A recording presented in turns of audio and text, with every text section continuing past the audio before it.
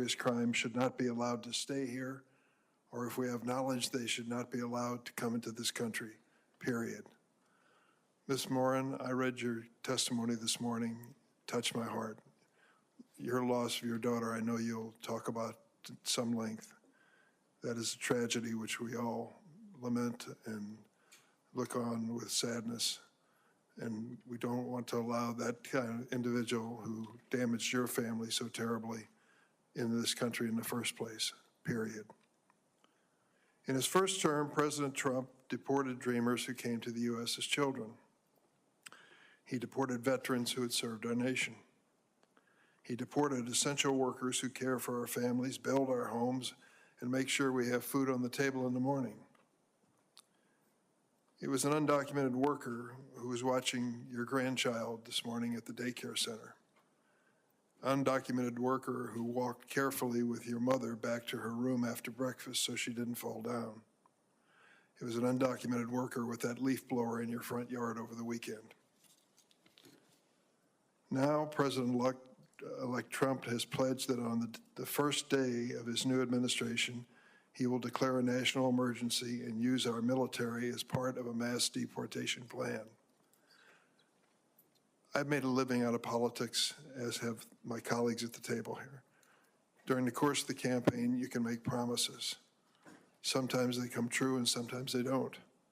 The notion of Mexico building a wall on our southern border was repeated over and over again. It didn't happen.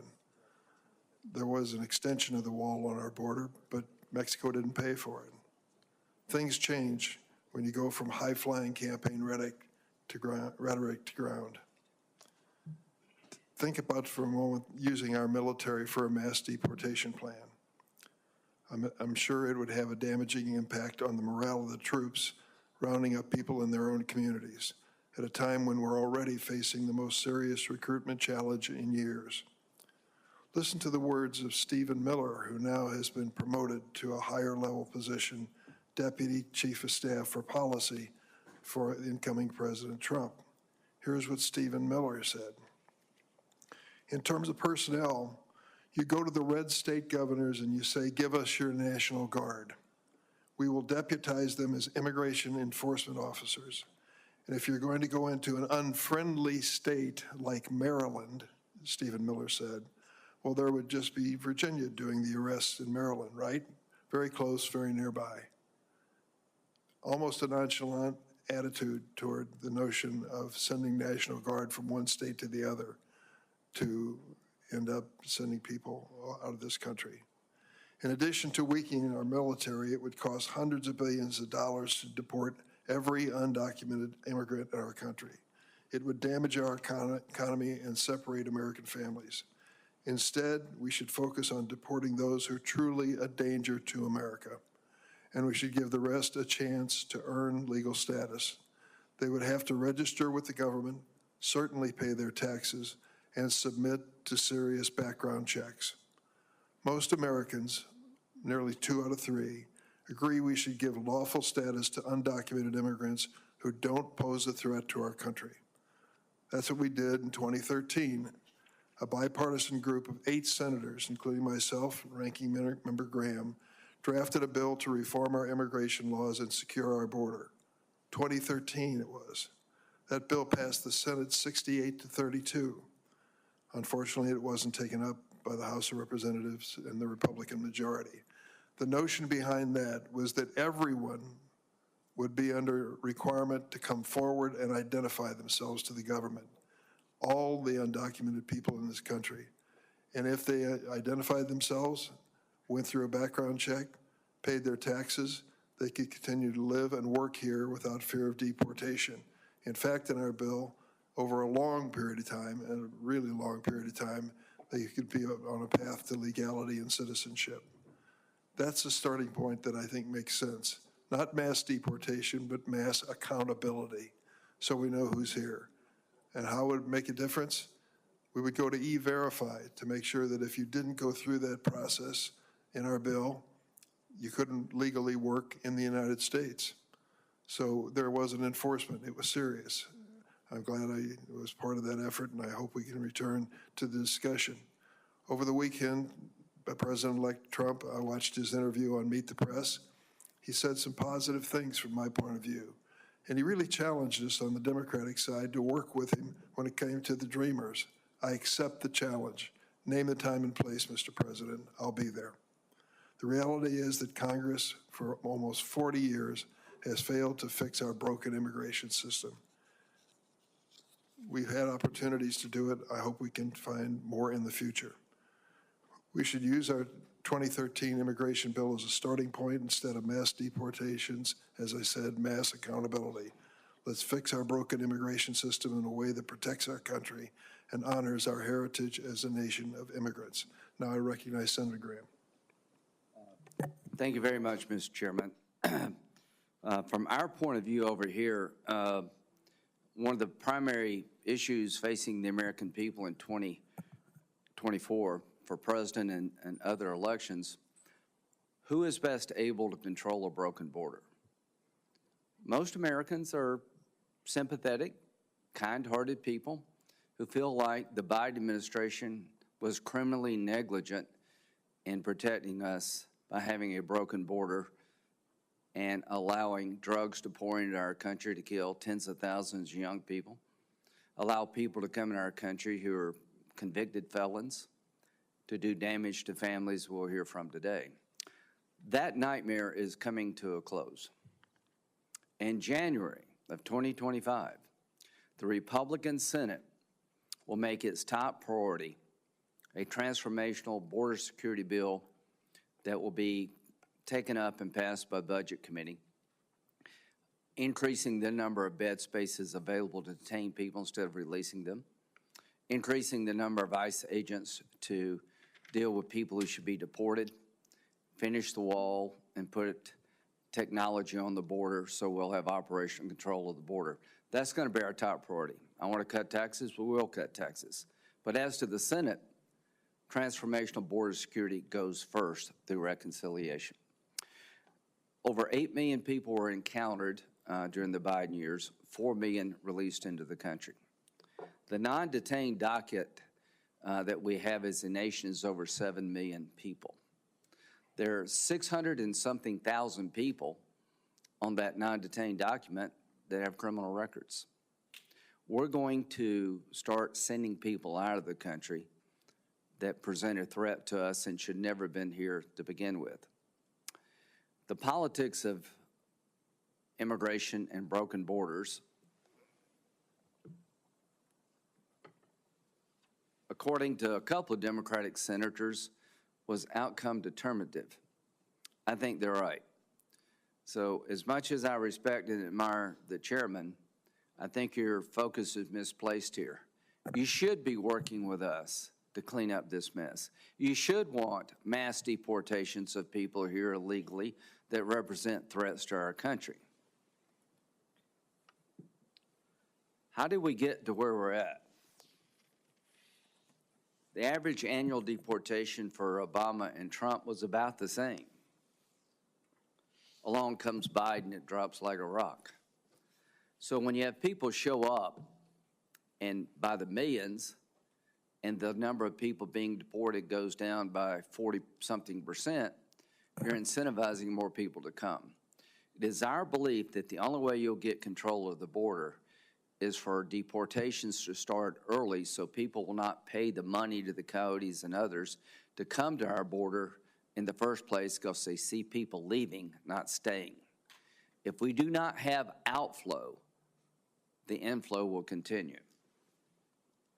An example of a broken immigration system was the abuse of parole by the Biden administration. Mass parole of people who did not meet the 2 criteria under the parole statute. The man who's been convicted of killing Laken Riley was paroled into the country because there was no bed space. There's nothing in the statute that allows parole because we have no place to put you. There are 38,000 beds. We're going to increase that dramatically. One of the witnesses here today, his family was destroyed by a man who had been deported 3 times. The 4th time was not a charm. So if you're here illegally, get ready to leave. If you're a criminal, we're coming after you first. If you've been paroled illegally, we're not going to give you the roots to attach yourself to our country because you should not have been here in the first place.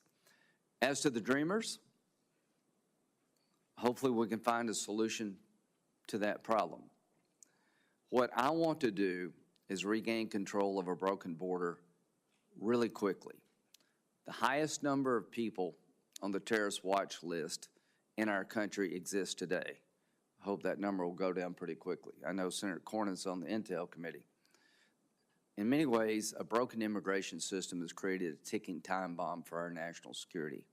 So yes, the Republican Party will pass as its top priority border security, more bed spaces so you don't have to release people that shouldn't be released, and more ICE agents to deport people who represent a threat to our country and shouldn't be here to begin with.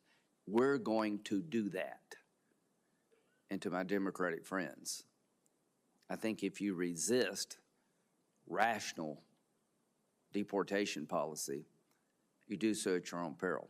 86% of the people deported under the Trump first term were involved with criminal convictions or pending criminal matters. I have never seen such a mess. It's time to clean that mess up. So come January, help is on the way.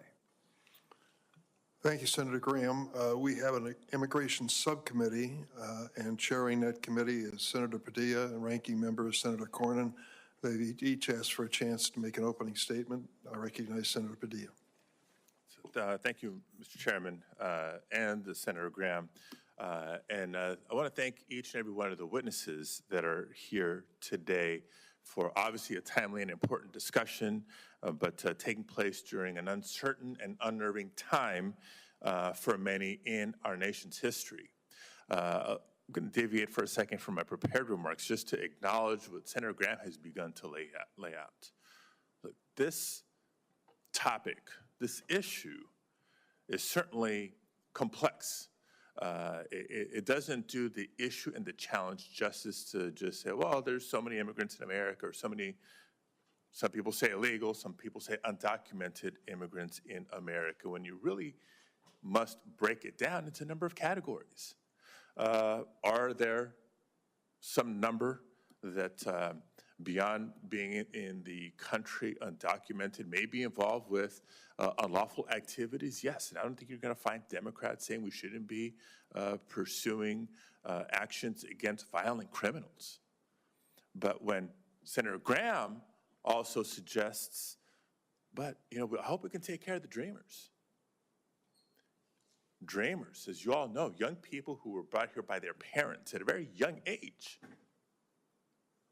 but have grown up here and are undocumented. Are they also on the target list for deportation, or not, because we look at them in a different category? I've had Republican colleagues want to cooperate and collaborate on legal status and pathways to citizenship for farm workers, for example. And I get back to them and other essential workers in America, but just because you're undocumented, does that mean you are on the target list? Yes or no? Or are we going to have the maturity and act responsibly to kind of break down a complex conversation? Because, number one, yes, Democrats believe we need an orderly, safe, and humane border. Number two, yes, we should not hesitate to pursue enforcement actions against violent criminals.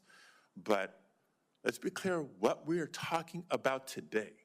This hearing is on the eve of the next Donald Trump administration. And we've heard him for months and months and months now throughout the campaign trail promise mass deportations. We heard him over and over again commit to, quote, the largest deportation operation in American history. And we've had big ones. For folks watching at home, Google Operation Wetback and begin to do some homework. We've even heard Donald Trump say that there will be no price tag for deportations, and heard him promise on Truth Social to use the United States military to execute it. Now, I can already hear some of the rebuttals from Republican colleagues to suggest that, well, he doesn't really mean all immigrants. He's only talking about violent criminals. Well, I wish I could believe that he's only committing to targeting violent criminals because we agree on that front. But pardon me if I'm skeptical, we've seen him. We've seen Donald Trump in the past and how he operates. Do you remember the Muslim bans he imposed early in his first term? And the family separations at the border that we witnessed for years? So I've seen enough to know that while he may plan to prioritize,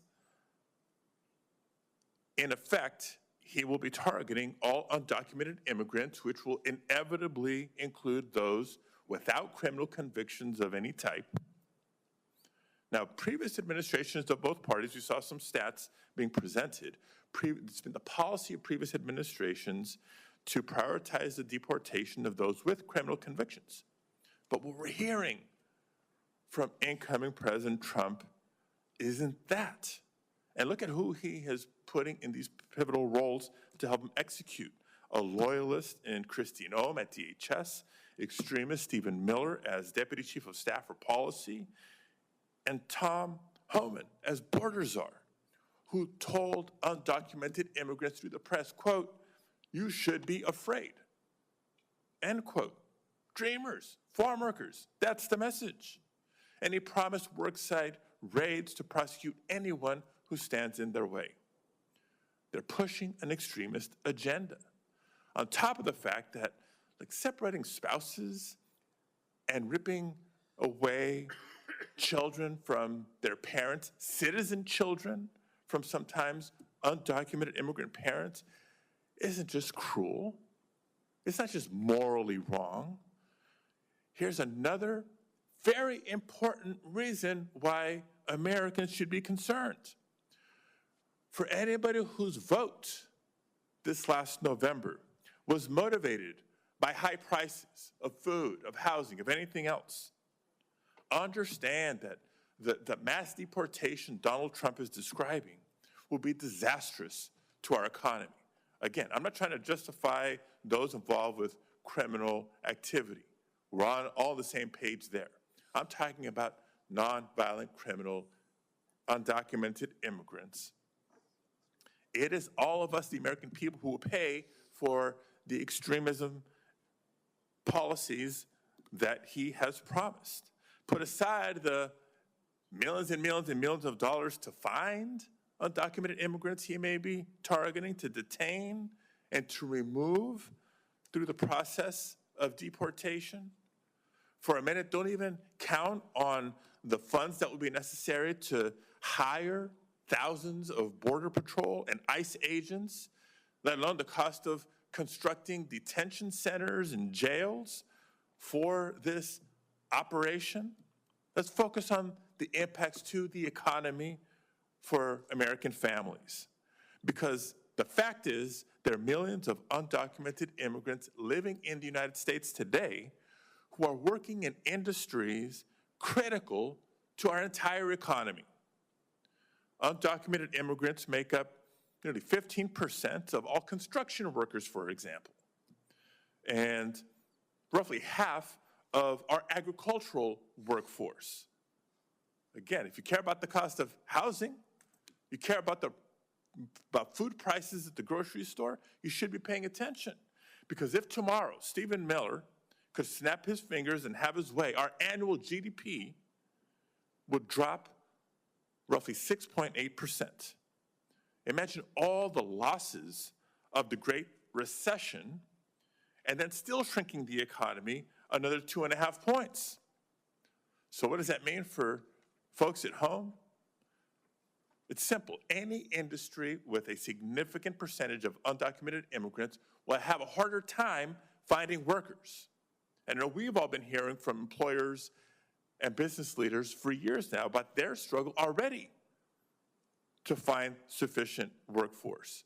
Stores will have a harder time keeping the shelf stocked, and yes, prices will rise and rise and rise. So hello, America.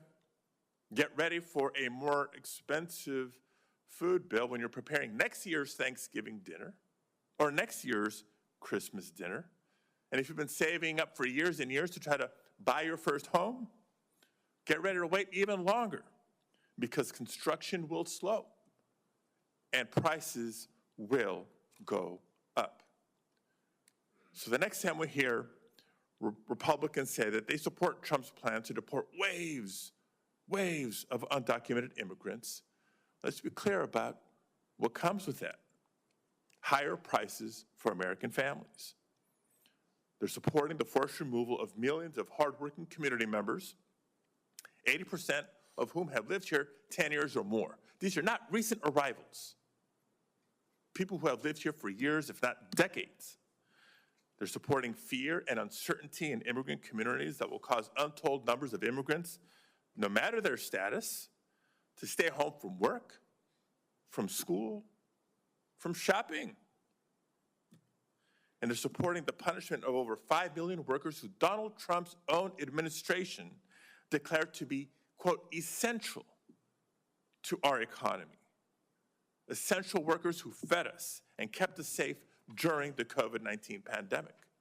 So if you agree with the spirit of at least that segment deserves better, then colleagues join me in supporting the Citizenship for Essential Workers Act, the essential workers that the Trump administration deemed critical to our nation's economy and security. Let's provide them with some legal status up front and a pathway to earn citizenship because we need them. Our economy needs farm workers. I think you'd agree. Our economy needs construction workers, hospitality and transportation workers, healthcare workers, and students and innovators who help keep our economy and our country thriving. We don't need the massive deportations that the political rhetoric of the campaign cycle has brought us. And we certainly don't need the uncertainty, the fear, and the loss that we'll feel for years to come. So with that, Mr. Chairman, I'm looking forward to hearing from our witnesses and to today's conversation. Thanks, Senator Padilla. Senator Cornyn? Thank you, Chairman Durbin. Listening to my Democratic colleagues, it's as if November 5th never occurred, that we haven't had an election, that we haven't had a referendum on the failed border policies of the Biden-Harris administration. Let's be clear, the crisis at the southern border is entirely a problem caused by the Biden administration's policies. It is a man-made disaster. The election, I believe, in large part was a referendum on those policies, and the American people spoke decisively, rejecting this as the new normal. They rejected lawlessness as the new normal. When President Biden came into office, Customs and Border Protection was apprehending about 70,000 illegal migrants a month. President Biden came in and reversed virtually all of the Trump administration policies, including canceling our agreements with Mexico and the Northern Triangle countries to limit illegal immigration. President Biden also attempted to impose a 100-day moratorium on all deportations. By March, illegal crossings had ballooned to 170,000 per month, up from 70,000, and then climbed progressively higher from there. Then the president used his executive authority to implement new guidelines that made clear to illegal immigrants that DHS was extremely unlikely to take any action against them until their conduct became especially egregious. Even so, criminal aliens were able to get away with a lot before any action would be taken. Take, for example, the tragic case of Rachel Morin, a mother of 5 who was raped and murdered by an illegal migrant. Her killer crossed the border illegally in February of 2023. He was suspected of committing multiple crimes even before he took her life. This tragedy and others like it could have been prevented were it not for President Biden's willful refusal to enforce the law. The truth of the matter is, President Biden's willful neglect of border security and public safety has created immense suffering for American families. And his administration is fully responsible for the fact that we have to hold this hearing today. The American people are fed up with the lawlessness at the southern border, and in November they tasked Republicans the job of cleaning it up, and that we will do. We have a big job ahead of us, no doubt, but by one estimate, there are already 1.3 to 1.6 migrants who are under final orders of deportation who are still in the country. That strikes me as a good place to start. People who have been entitled to full due process and hearing in front of an immigration court and are under final orders of deportation. What are they still doing here? Well, it's because of the Biden administration's willful neglect of the law and enforcement.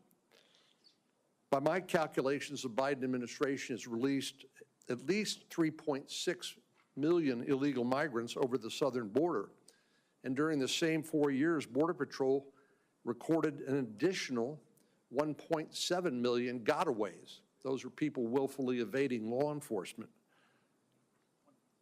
As of 2022, more than 1 million illegal immigrants have received final orders of removal, but were still present in the United States, and that has now ballooned to about 1.3 million plus. As of July 21st, 2024, ICE, Immigration and Customs Enforcement, had more than 660,000 criminal aliens on its national docket. I look forward to doing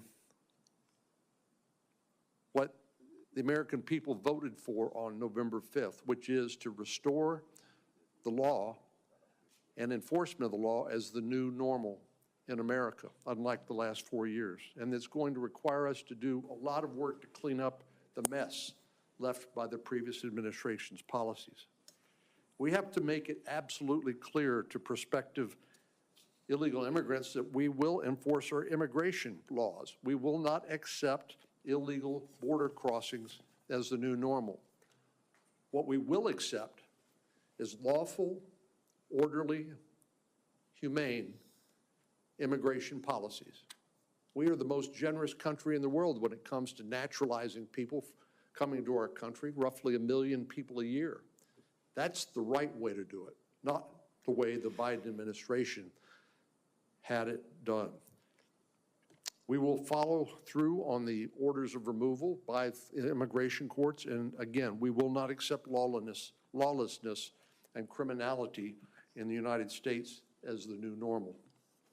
Thank you, Mr. Chairman. Thanks, Senator Cornyn. Today we welcome 5 witnesses. I'll introduce the 3 majority witnesses and then turn to Ranking Member Graham to introduce the 2 minority witnesses. Our first witness is Fode Toure.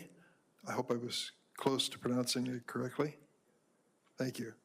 He is protected from deportation under the Deferred Action for Childhood Arrivals program, also known as DACA, created under President Obama. Mr.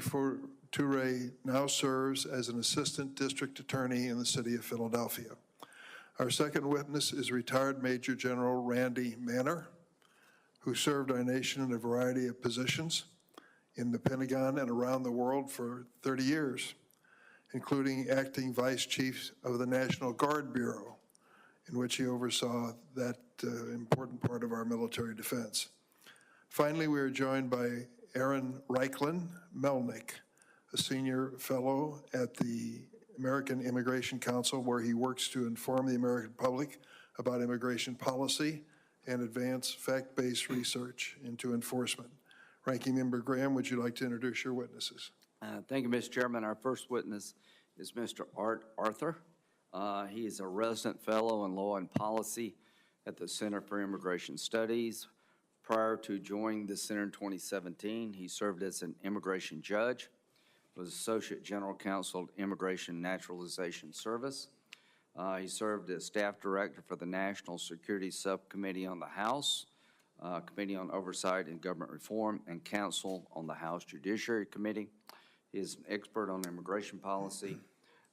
He has decided thousands of cases, has testified before Congress on more than 10 occasions. He received his JD from George Washington University and his bachelor's from the University of Virginia.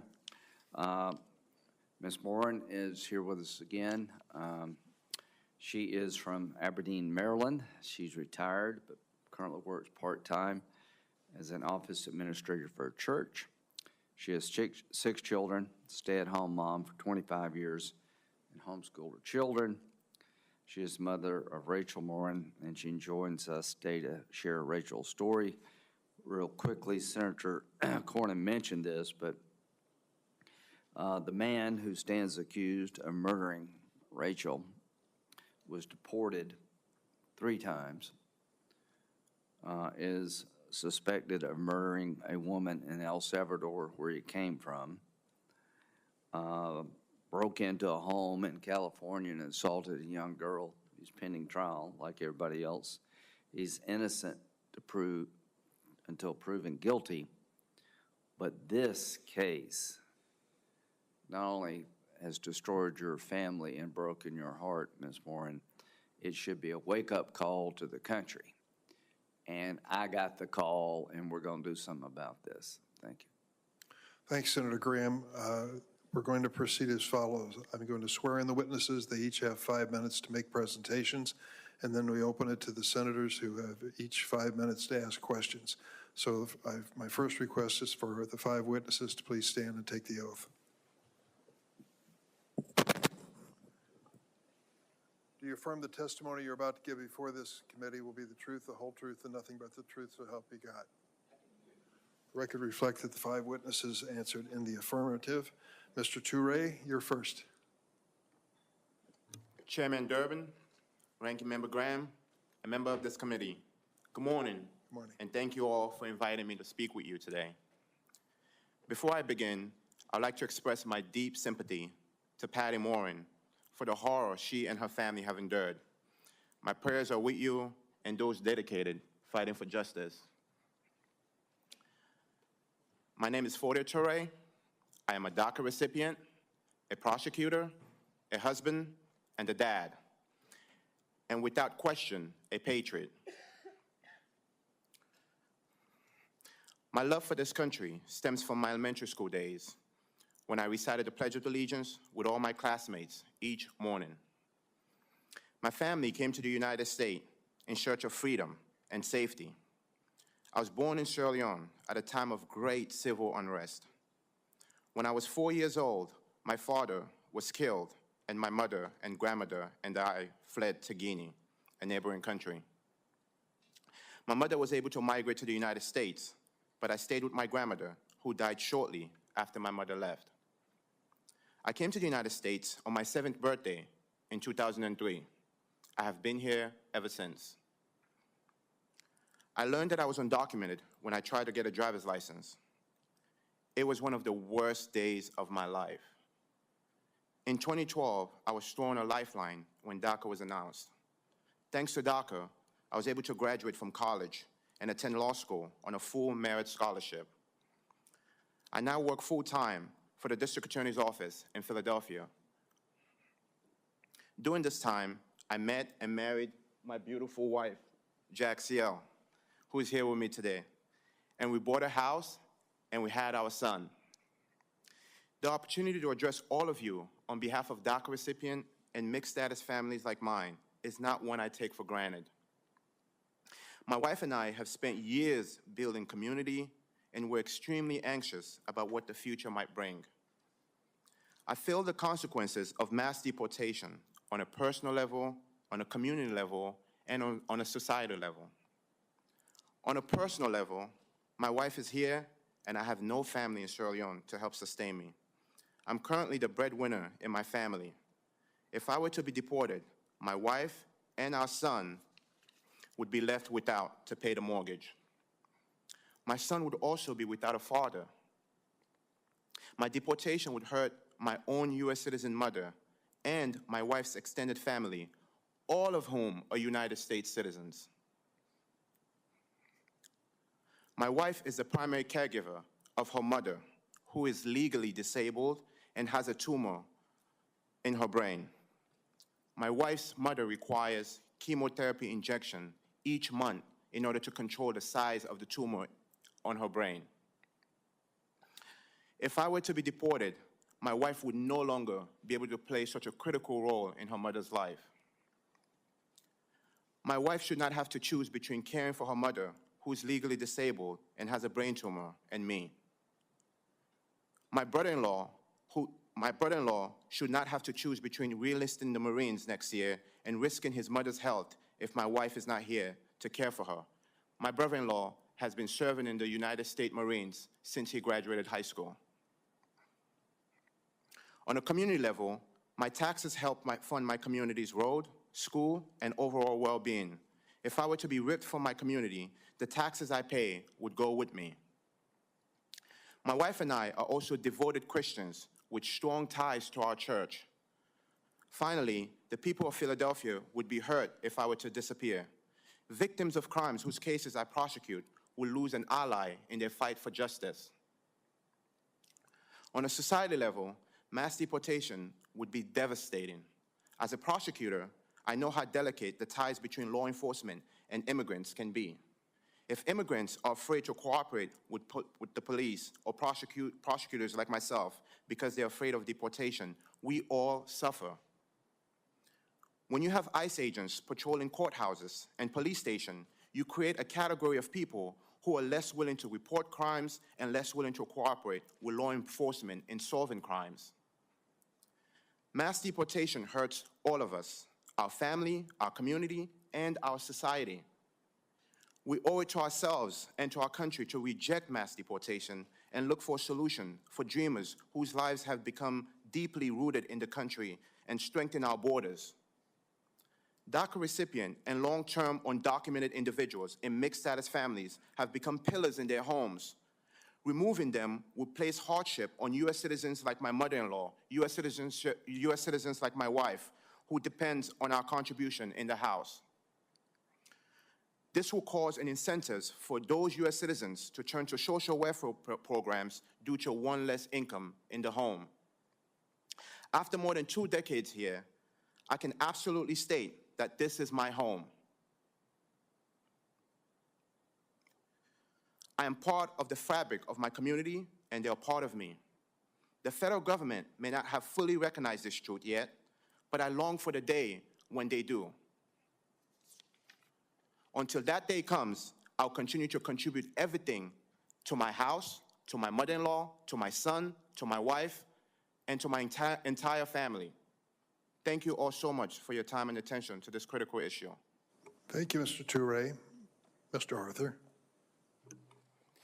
Chairman Durbin, Ranking Member Graham, and members of the committee, thank you for inviting me today. My name is Andrew Arthur, and I'm the resident fellow in law and policy at the Center for Immigration Studies, a nonpartisan think tank here in Washington. Respectfully and humbly, I believe that today's hearing, which focuses on the immigration enforcement policies of the incoming Trump administration, is premature, because as of yet, the incoming administration has not announced its policies.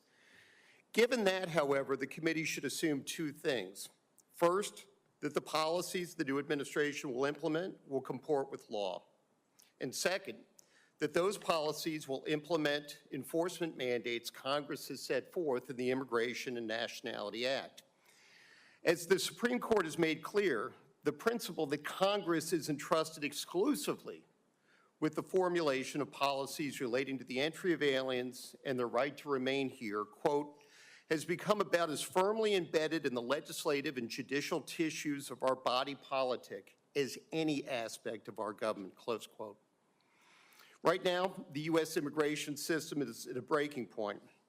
The number of cases pending before the immigration courts has nearly tripled in the past 5 fiscal years.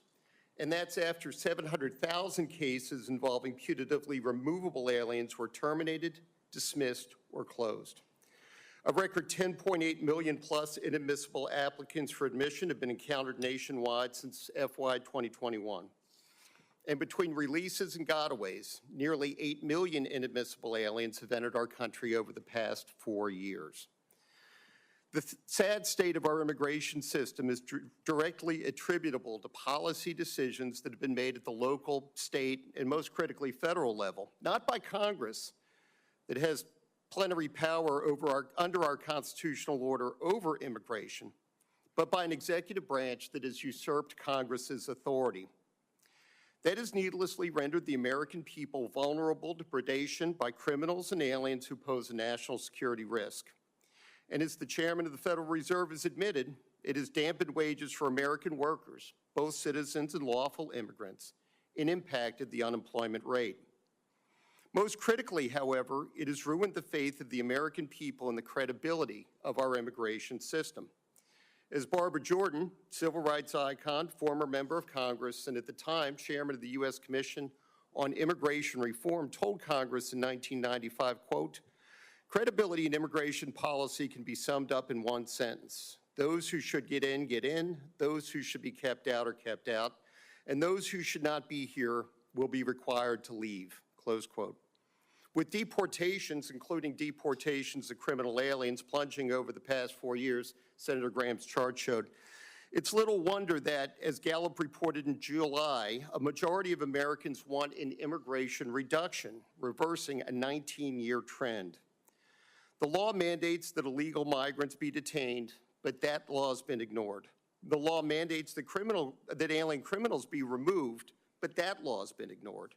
And most crucially, the law mandates that foreign nationals who want to come here do so legally, but that law has only been honored in the breach. This massive migrant surge has allowed our elected officials to ignore the fact that 22.5% of working-age American men are out of the workforce, a 7.6% increase compared to just 2000, and 11.2% more than in 1960. Those non-working Americans are more vulnerable to addiction, disease, and, quote, deaths of despair, close quote. 2 weeks ago in the United Kingdom, Prime Minister Keir Starmer resolved to address the immigration source of such issues in Great Britain, and it's well past time that our government did the same. In his 1995 State of the Union address, President Bill Clinton explained, quote, "All Americans, not only in the states most heavily affected, but in every place in this country, are rightly disturbed by the large numbers of illegal aliens entering our country. The jobs they hold might otherwise be held by citizens or legal immigrants. The public service they use impose burdens on our taxpayers. That's why our administration has moved aggressively to secure our borders more by hiring a record number of new border guards, by deporting twice as many criminal aliens as ever before, by cracking down on illegal hiring, by barring welfare benefits to illegal aliens," close quote. Change the tenses, and that's pretty much what President Trump promised to do when he was candidate Trump on the campaign trail. Thank you. Truly appreciate the honor, and I look forward to your questions. Thanks, Mr. Arthur. General Manner. Chairman Durbin, Ranking Member Graham, members of the committee, I thank you for your invitation to speak today. For over 35 years, I served our nation in both the regular Army and in the National Guard. Prior to retiring from the Army as a Major General, I served as the Deputy Commanding General of the United States Third Army in Kuwait, as the Acting Vice Chief of the National Guard Bureau, and as the Acting and Deputy Director of the Defense Threat Reduction Agency. During the time I served, I saw firsthand that our military force is the envy of the world. It is respected by our allies and by people around the world who want to live free of oppression. It is feared by our enemies and those who would do us harm. Our military members come from every possible background, representing every state, every race, ethnic group, and religion. But when they come together in the military, they are molded together in a team expected to embody the values which make America great: duty, honor, integrity, respect, selfless service, loyalty, personal courage, and excellence. President-elect Trump has announced his intent to use the U.S. military to execute his mass deportation plan. I am gravely concerned that placing our military in this role could cause significant harm to both the institution of our armed forces and to service members themselves. There are 4 significant risks that I want to emphasize. First, using military assets for mass deportations would negatively impact the military's readiness and capability to accomplish its core mission of national defense. Our military is engaged in over 160 countries around the world. They are focused on responding to potential threats from China, Russia, and other competitors, strengthening interoperability with allies and partners, and taking care of our servicemen and their families. Our National Guard units are stretched thin, responding to natural disasters at home while also regularly deploying overseas in active duty status. Additional training or deployments to support deportation operations would absolutely harm operational readiness and reduce the military's ability to counter adversaries or respond to crises in combat. My second concern is that the military is simply not trained to do this mission. Immigration enforcement is the responsibility of federal law enforcement agencies like ICE and CBP.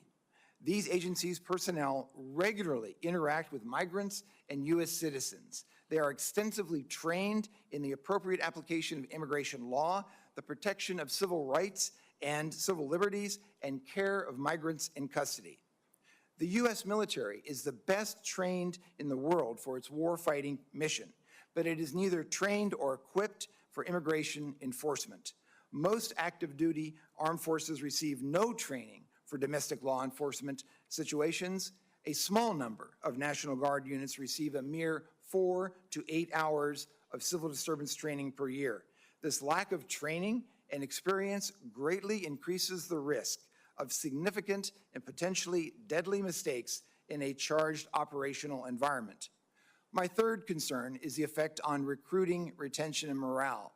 The military is already facing its most challenging recruitment environment in 50 years.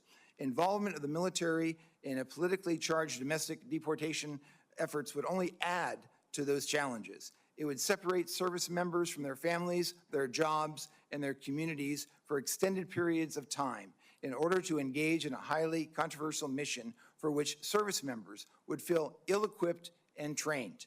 That's a recipe for disillusionment and a poor advertisement for potential recruits.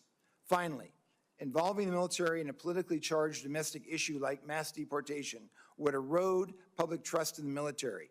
Americans trust our military because it protects all of us, regardless of our politics, from the possibility of foreign aggression. When the military is tasked with carrying out domestic policies that may be controversial to some, it undermines the foundation of that trust.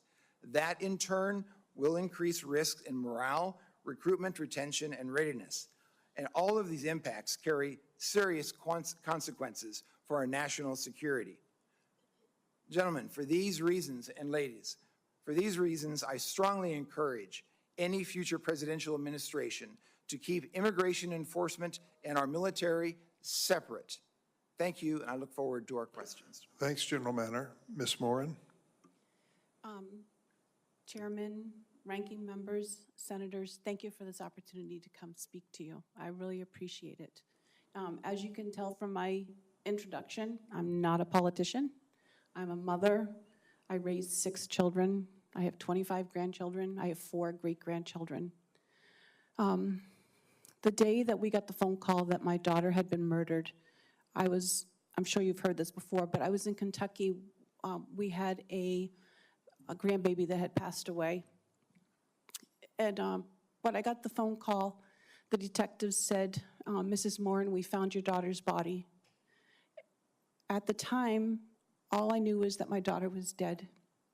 When I went to meet with the detective and we had come back from Kentucky, I was told that she was beaten so badly that her body was blanketed in bruises, that she was strangled, that she was raped, and that she was stuffed into a drain pipe. The person that they alleged did this was an illegal immigrant from El Salvador that was a gotaway. He had they already had an Interpol warrant for him in El Salvador for murdering a woman. He had attacked a 9-year-old and her mother in California, and he waited on the trail that day that our family has walked for 25 years and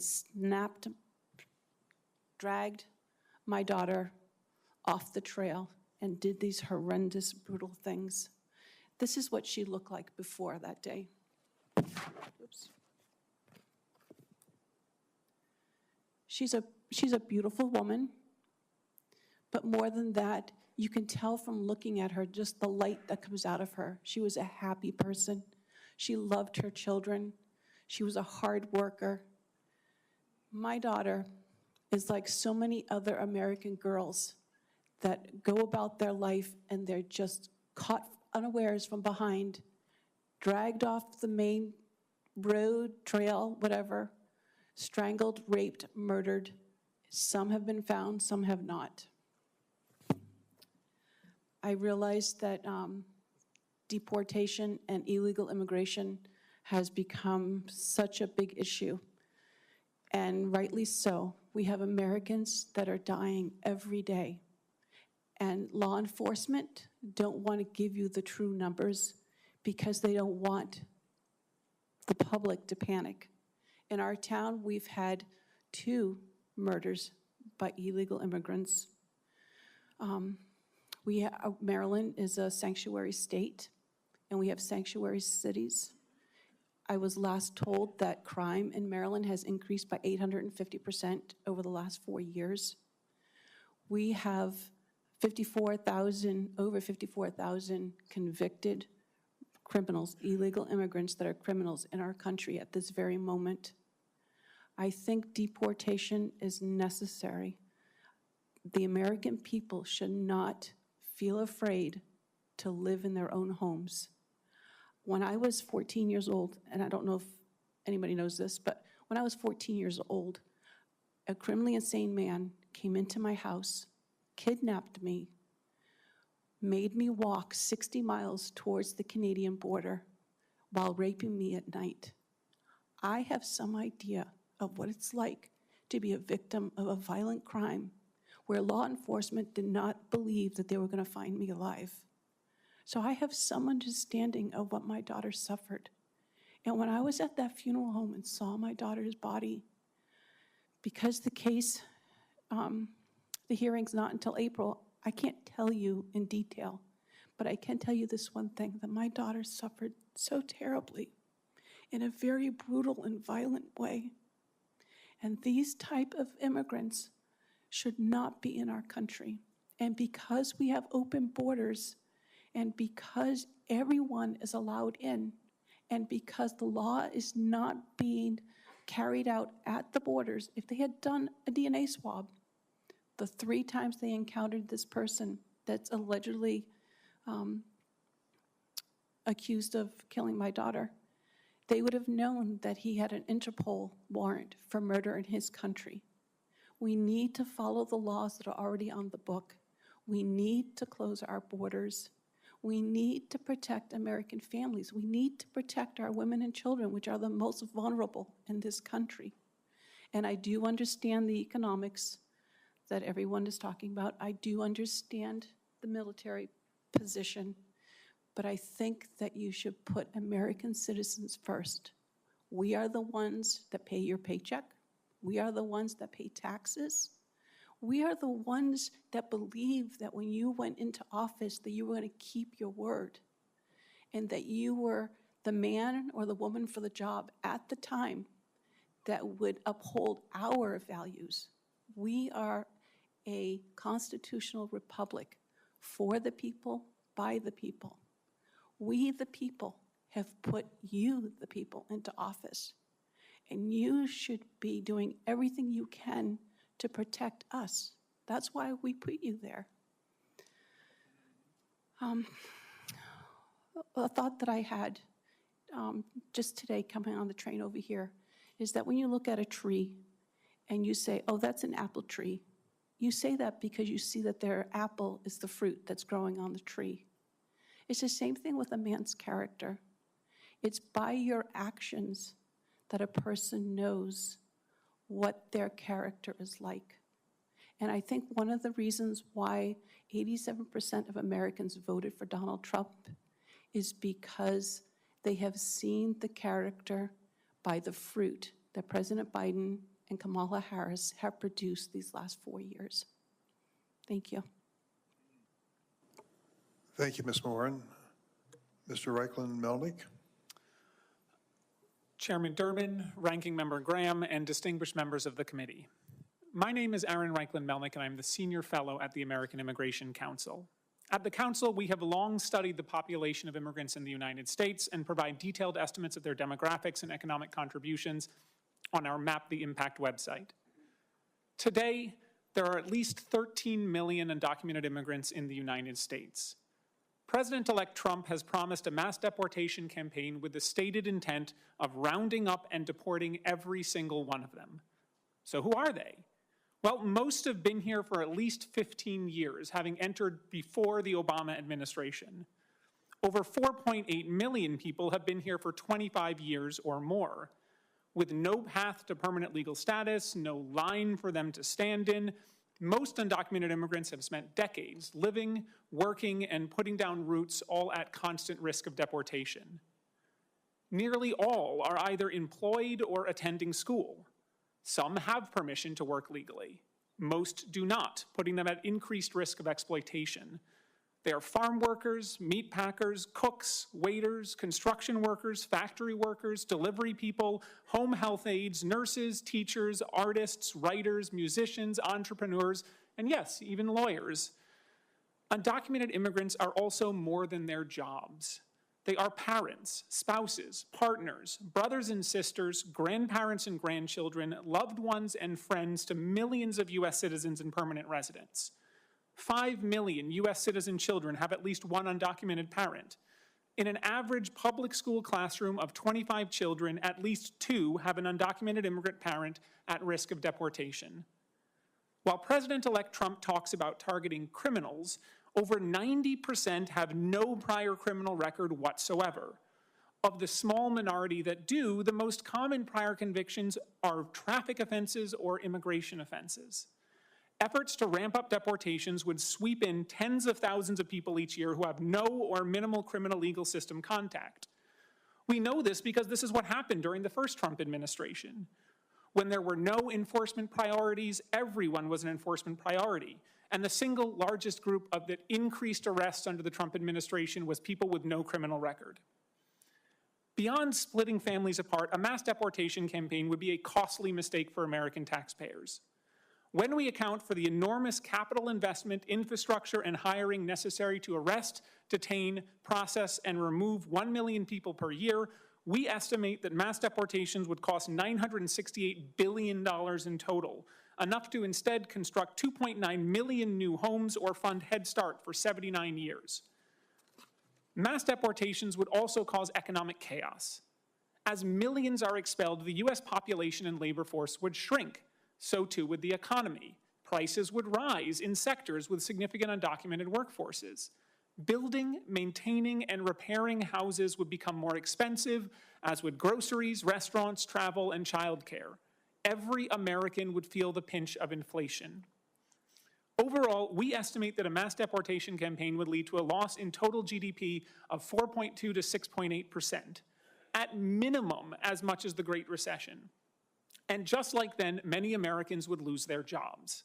Even an attempt to deport millions of people will have repercussions. After all, undocumented immigrants are not just producers, they're also consumers. Collectively, they hold over $250 billion in annual purchasing power. If millions are deported or otherwise forced to leave, American businesses will close not just from a lack of workers, but also from a lack of customers. A large-scale mass deportation campaign will also increase exploitation while it is carried out. Unscrupulous employers will dangle deportation over any of their workers who dare to push back, and will have the full force of the U.S. government to support their threats. But mass deportation is not the only option. Congress could instead create a new path to permanent legal status, allowing many people already living here to file an application, go through a background check, pay a fee, and get their papers in order. When the Council studied the impact of Reagan's 1986 amnesty, we concluded that legalization would be the cheapest federal workforce development and anti-poverty program for children in history. It would also raise overall wages, create new jobs, increase tax revenues, and create a level playing field and fair competition for U.S. workers. The president-elect's mass deportation plans would crash the American economy, break up families, and take a hammer to the foundations of our society by deporting nearly 4% of the entire U.S. population. But Congress has a choice. Instead of going down that path, we can instead crack down on exploitation, strengthen millions of families, and build American prosperity by providing undocumented immigrants a way to fix their papers. The choice is clear. Thank you, and I look forward to your questions. Thank you very much. Each of us now has 5 minutes of questions, and I'm going to start mine with Mr. Toure. Mr. Toure, are you undocumented? Pardon me, say it again. Yes, Senator. And why are you undocumented? I came here from a civil unrest. I had no choice. My life was in danger. My mom told me the story when I was trying to get my driver's license. How old were you when you came? I came here when I was 7 years old. What do you do today? I'm a prosecutor. I represent victims of crimes and go after heinous people that have committed crimes against the Moran's family.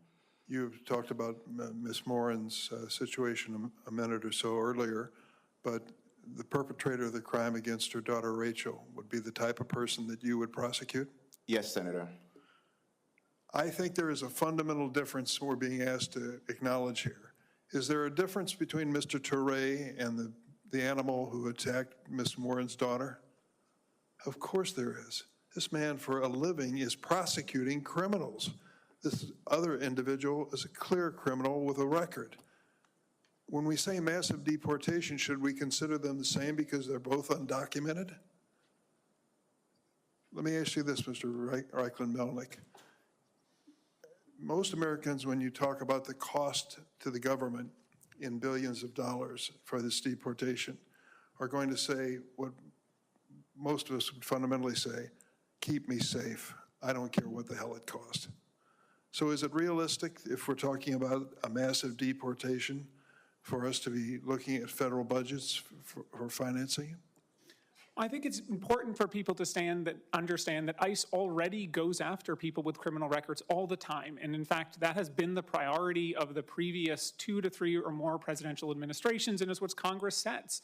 So the overwhelming majority of people who would be the targets of a mass deportation campaign do not have criminal records. They are people who have been living otherwise law-abiding lives in this country, living, working, and in many cases paying taxes. So you estimate, at least in one publication here, that the cost of massive deportation would be $316 billion?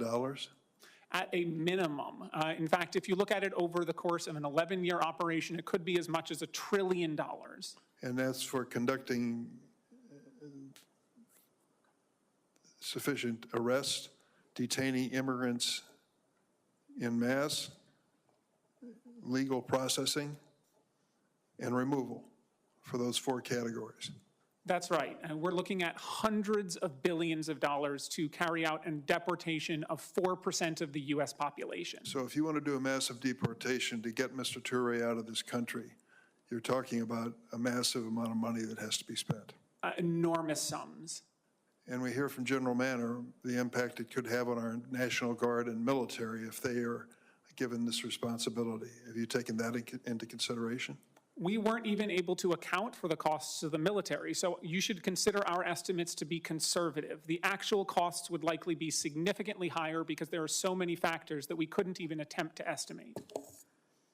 You're right. To carry out over 13 million arrests in a short period of time would require somewhere between 220,000 and 409,000 new government employees and law enforcement officers.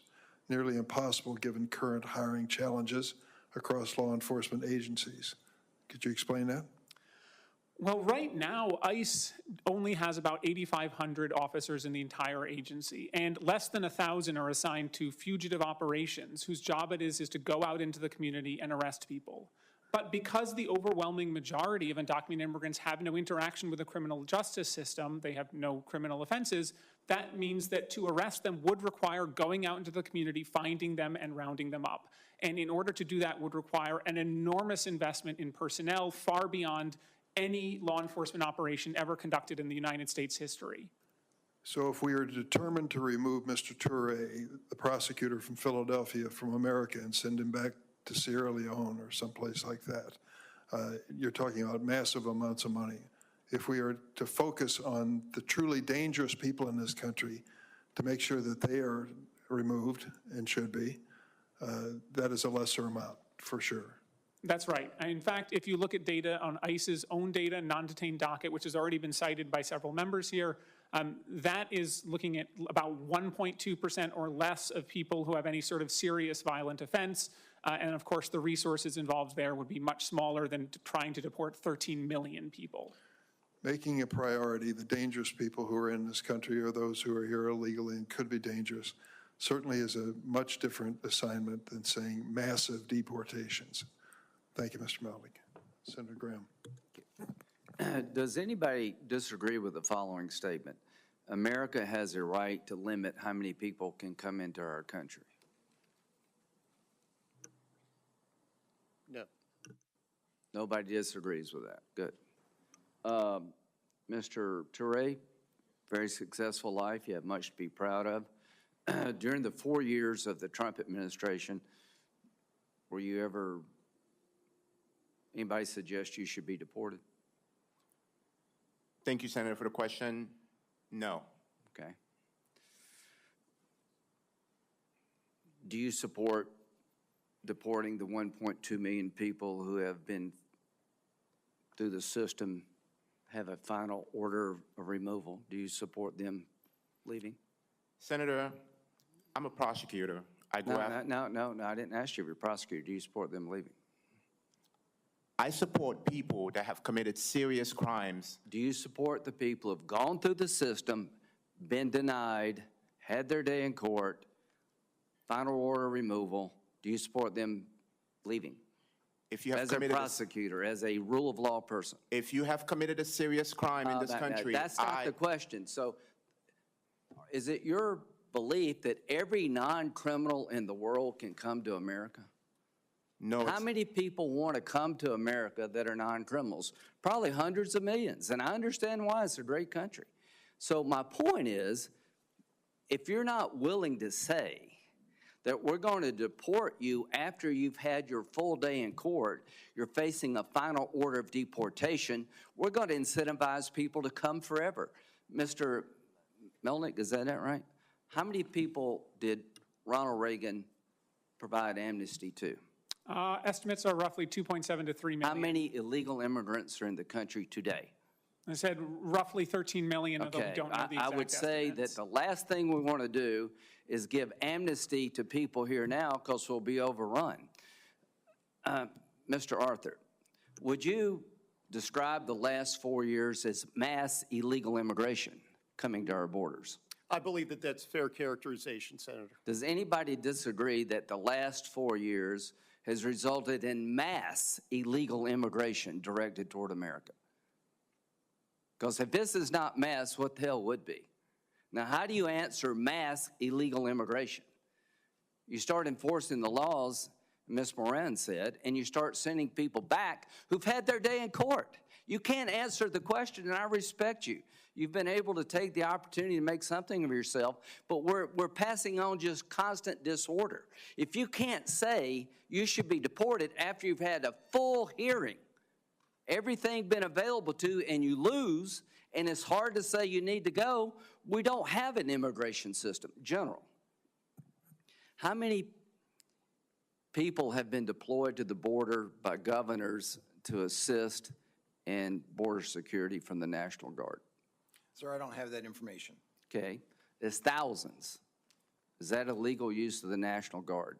It is not the illegal use of the National It's legal, right? Guard. That is correct. Yeah, I agree with you there. What's the largest cause of death in America for young people? Does anybody know? Mr. Arthur. Drug poisoning overdose deaths. Coming from a drug called fentanyl? That is correct, Mainly. sir. Okay, where does that drug come from? That drug, reports indicate that it's made from precursors that come from the People's Republic of China, assembled in Mexico, and largely smuggled into the United States over the southwest. General Manner, do you consider illegal immigration a national security problem? I believe that it is something that ICE and CBT needs to address. No, I ask you, is it a national security problem? I think it's a concern, yes. Okay, I do too. And they're the highest number of people on the terrorist watch list in our country today. At the end of the day, the number of people being killed in America by drug poisoning is coming from labs and cartels in Mexico. General Manner, does the president have the authority to attack a drug lab in Mexico that's making fentanyl to kill American citizens? I am not a legal expert, Okay, Senator, and I right. do not know. So here's what I would say. I think we need to be tough, compassionate, but end this crap. If you're trying to poison America, you're a drug cartel, your days are numbered. We're coming after you, hopefully working with Mexico. If you've had your full day in court and you lost, it's time for you to go and try to do it right. We have to break this endless cycle of having policies that entice people to come to our country illegally, because that is the lack, we're losing sovereignty and losing control over our nation. There are too many people being hurt from this out of control system. So how do you deal with mass illegal immigration? You start with mass deportation of people who shouldn't be here. Mr. Toure, I think President Trump was pretty clear about DACA. But what do we tell the kids who've been brought here in the last year who are 7 years old? Do you ever break this chain? So I'm hoping, Mr. Chairman, that once we regain control of our border and try to shut down the poisoning of America, we can have a logical, rational discussion about dreamers and others. But until we control that border, until we get control over the crime coming into this country, into the poisoning of America, that discussion cannot happen. I've worked with you and others for really decades to fix a broken immigration system. The way the Biden administration's handled this border problem has created a nightmare for our country. And there's a reason 70% of the people want deportations. It's not because they're mean. They want to bring order to chaos. Thank you. Senator Klobuchar.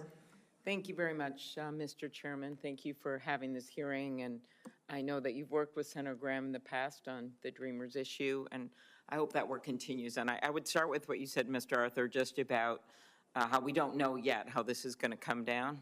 And I do actually appreciate that Senator Durbin did this hearing, because I think we've got to start anticipating it and start having these discussions now. I personally don't want to have what happened last time when over a weekend I got, calls from a family in Lebanon who was ready to bring their little baby that they had adopted to the U.S. and were stopped practically at the airport with a little kid with a flag sweatshirt on.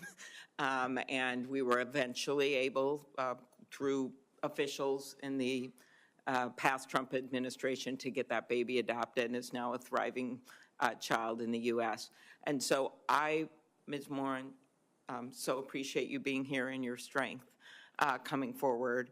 I believe there is a way we could do this right. I'm not certain how this is going to head, but I just want you to know that based on the work that was being done on a bipartisan basis at this last year, that there are people that want to get to this point where we get this order at the border, where we put the funding into enforcement, into things like Border Patrol agents. And this was legislation that I'm sure not everyone agreed with on both sides, but a proposed legislation that Senator Langford had negotiated that was supported by a number of people. And hopefully that can be at least a starting point for discussing it, even though it didn't go anywhere last year. And that was, increasing ICE detention capacity. It was looking at increasing border management.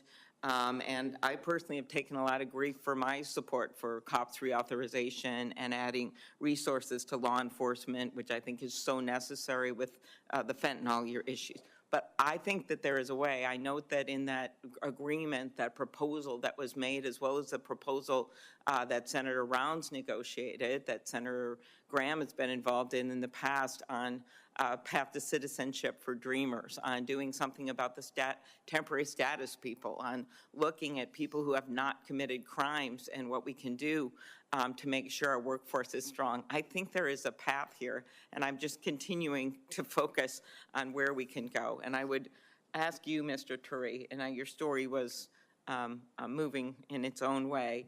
You've lived in the U.S. for 21 years. You're now married to an American citizen, have an 18-month-old son who's also a U.S. citizen. And I watched the president-elect's interview on Meet the Press this weekend, and he did talk about working with Democrats on the Dreamer issue, which I appreciated. But at the same time, then he talked about The only way not to break up a family is you keep them together and then you send them all back. I'm not certain he meant that with Dreamers, but what would happen to your family if you were sent back?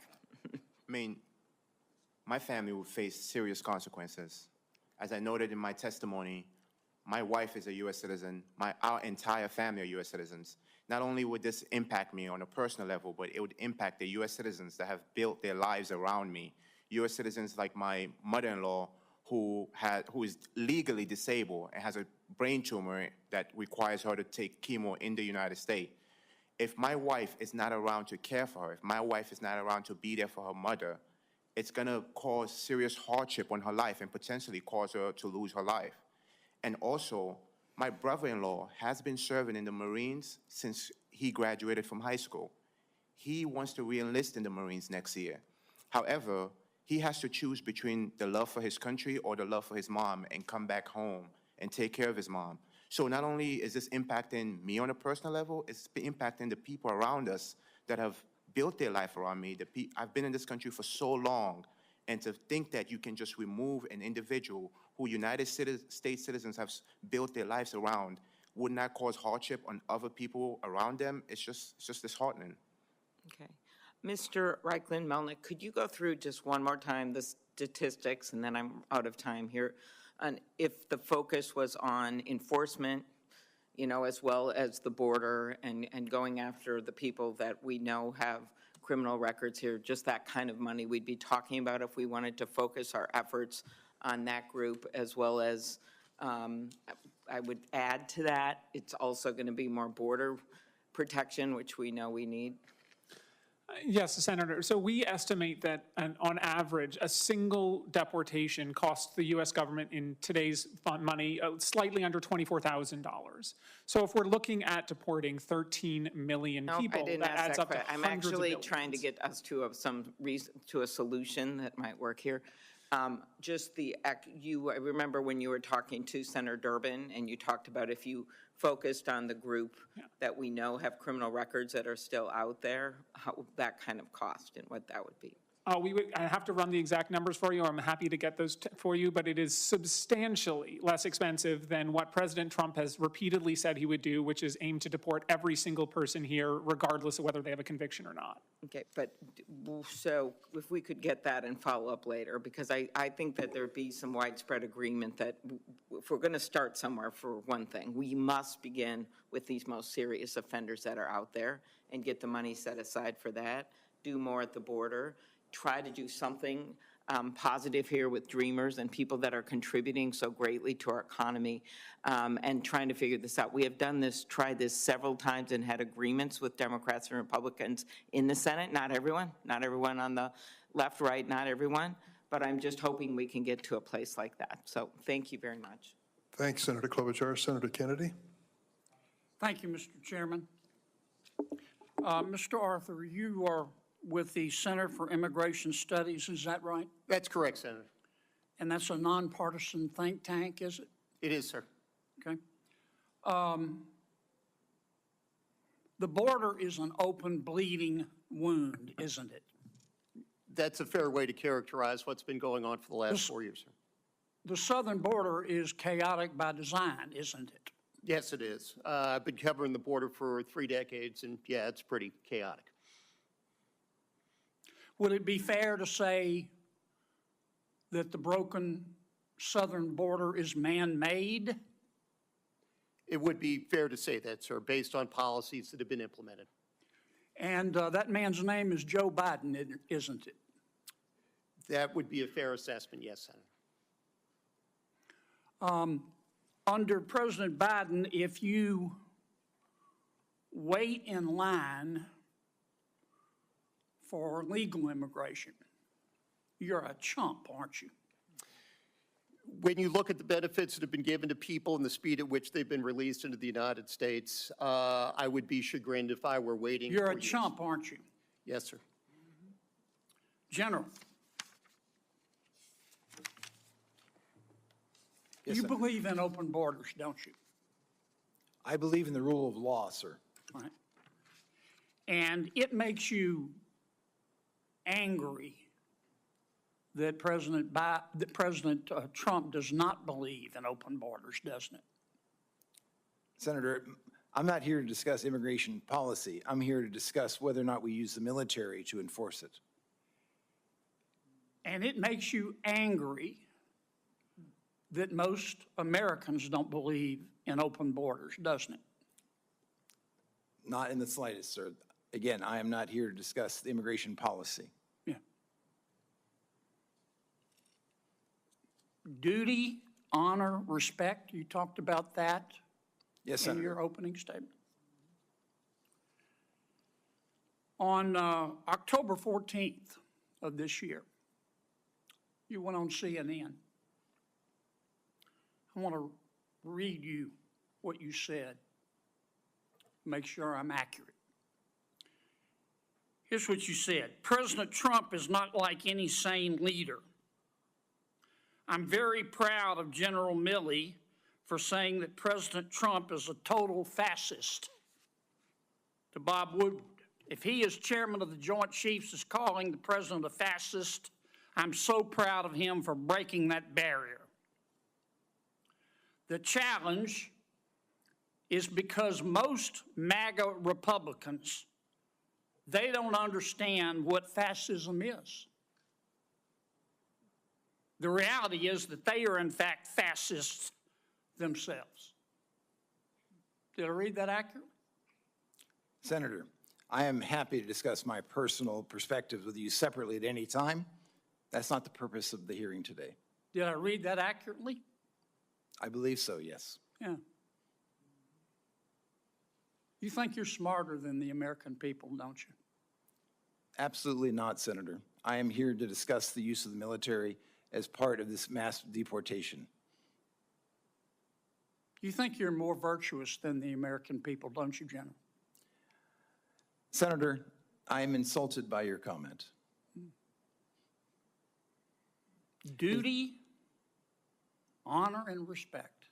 You talked about that in your opening statement, didn't you? Yes, sir. Ms. Moran said, I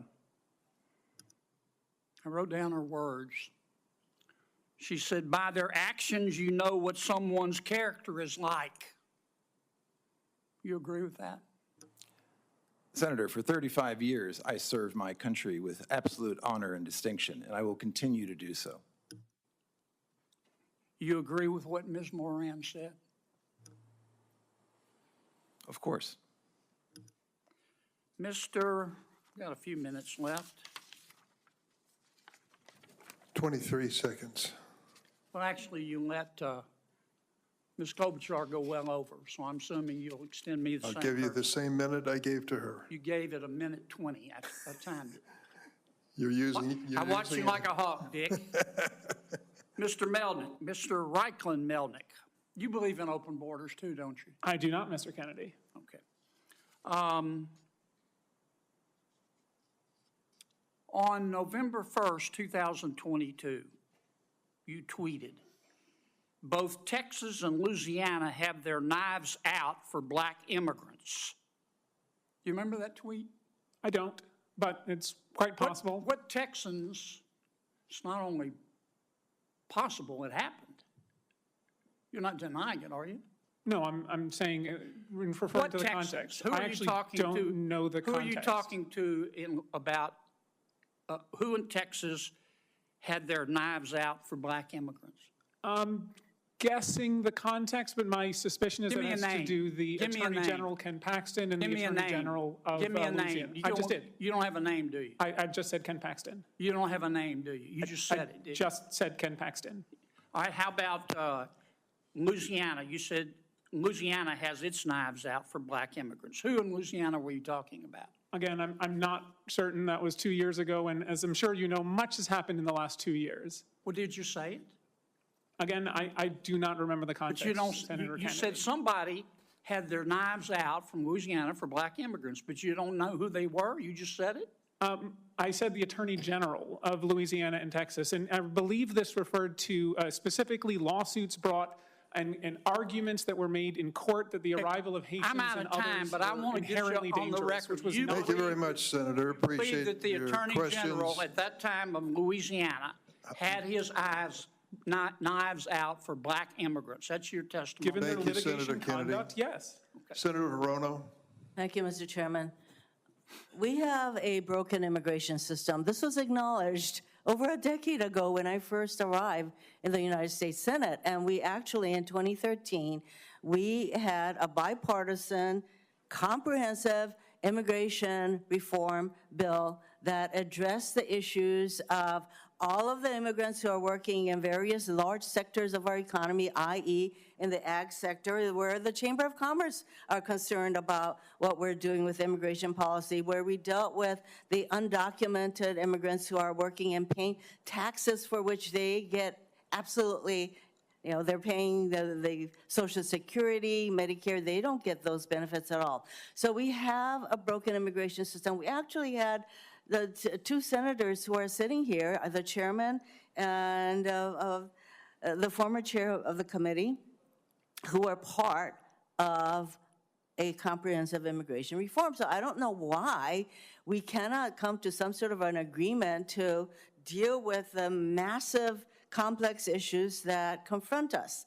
So that is what I'm calling for. Until we make a commitment to comprehensive immigration reform, pointing fingers at the Biden administration or any other administration is not going to get us anywhere fast. And in fact, every administration has had border enforcement policies. You may not like the policies. For example, I certainly didn't support the Trump policy of separating thousands of children from their parents without keeping track of who their parents were. All I'm asking for is a rational, reasonable, humane immigration policy. So that was what I thought the comprehensive immigration bill in 2013 was. I didn't agree with all of the provisions, but some of us worked really hard on it, and Senator Graham, as I mentioned, was part of that. So that's what I think we ought to be focusing on. Now, General Manner, I'm glad you're here because we have a president who has said many times that he intends to use the military to do immigration policies, to effect his immigration policies. And General Manner, you said that that is going to have a very negative impact on readiness, for example, because our military, including the National Guard, they are not trained for immigration enforcement. So as the chair currently of the Armed Services Committee's Readiness Subcommittee, I share your concerns. By the way, maybe you can go over again a little bit more. What kind of infrastructure would be needed to enforce immigration deportation on up to 4% of our population? What kind of infrastructure would we need in order to effect that? I have to defer to the other experts on the panel. Okay, well, then that would be Mr. Ragnick-Melnick. Am I Yes. pronouncing your name? Would you like to go into some of that? Senator, in order to carry out that form of operation would require hiring tens of thousands of new law enforcement agents, would require building dozens, if not hundreds of new detention centers, hiring thousands of new judges, all at a cost of hundreds of billions of dollars, potentially up to or more than $1 trillion over the course of more than a decade. Do you support comprehensive immigration reform? I do. Does anybody on this panel not support comprehensive immigration reform that really gets to some of the problem, well, that really addresses the issues that we're facing? Anybody on the panel? Senator, I have to say, comprehensive immigration reform is not a defined term, and as with all Well, you legislation, can the look devil's in the at, detail. excuse me, you can look at the 2013 bill, and that had some of the kinds of, that would be what I would describe as comprehensive. It was not the answer, it is not the be-all and end-all, but it was pretty comprehensive, wouldn't you say?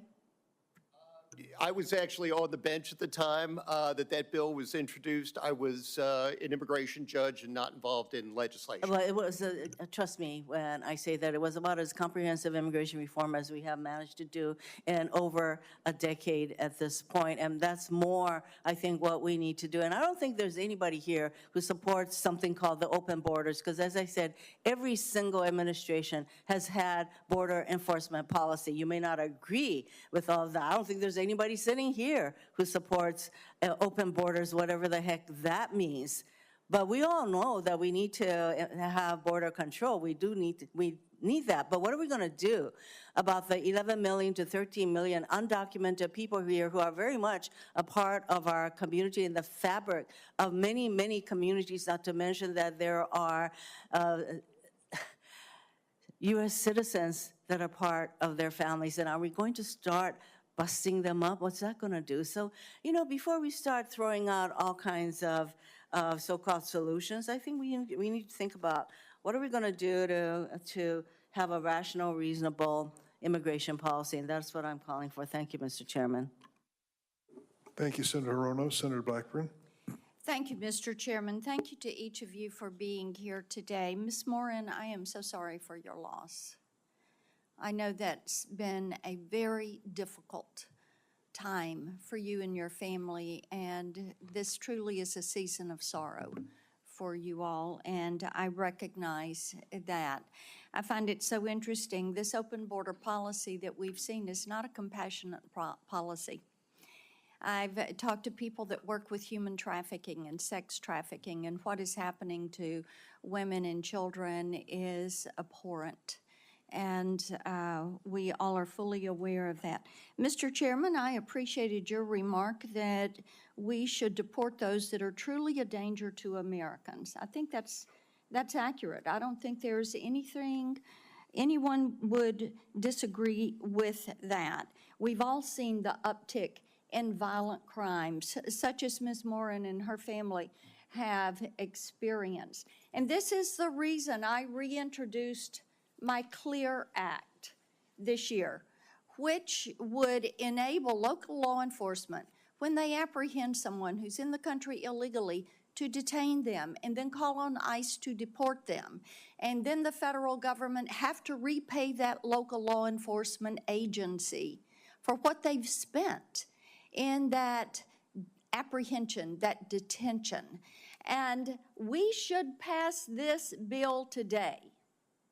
And that would be a good thing for this committee to be doing this last week. Pull it up, put it on the hotline, and run it.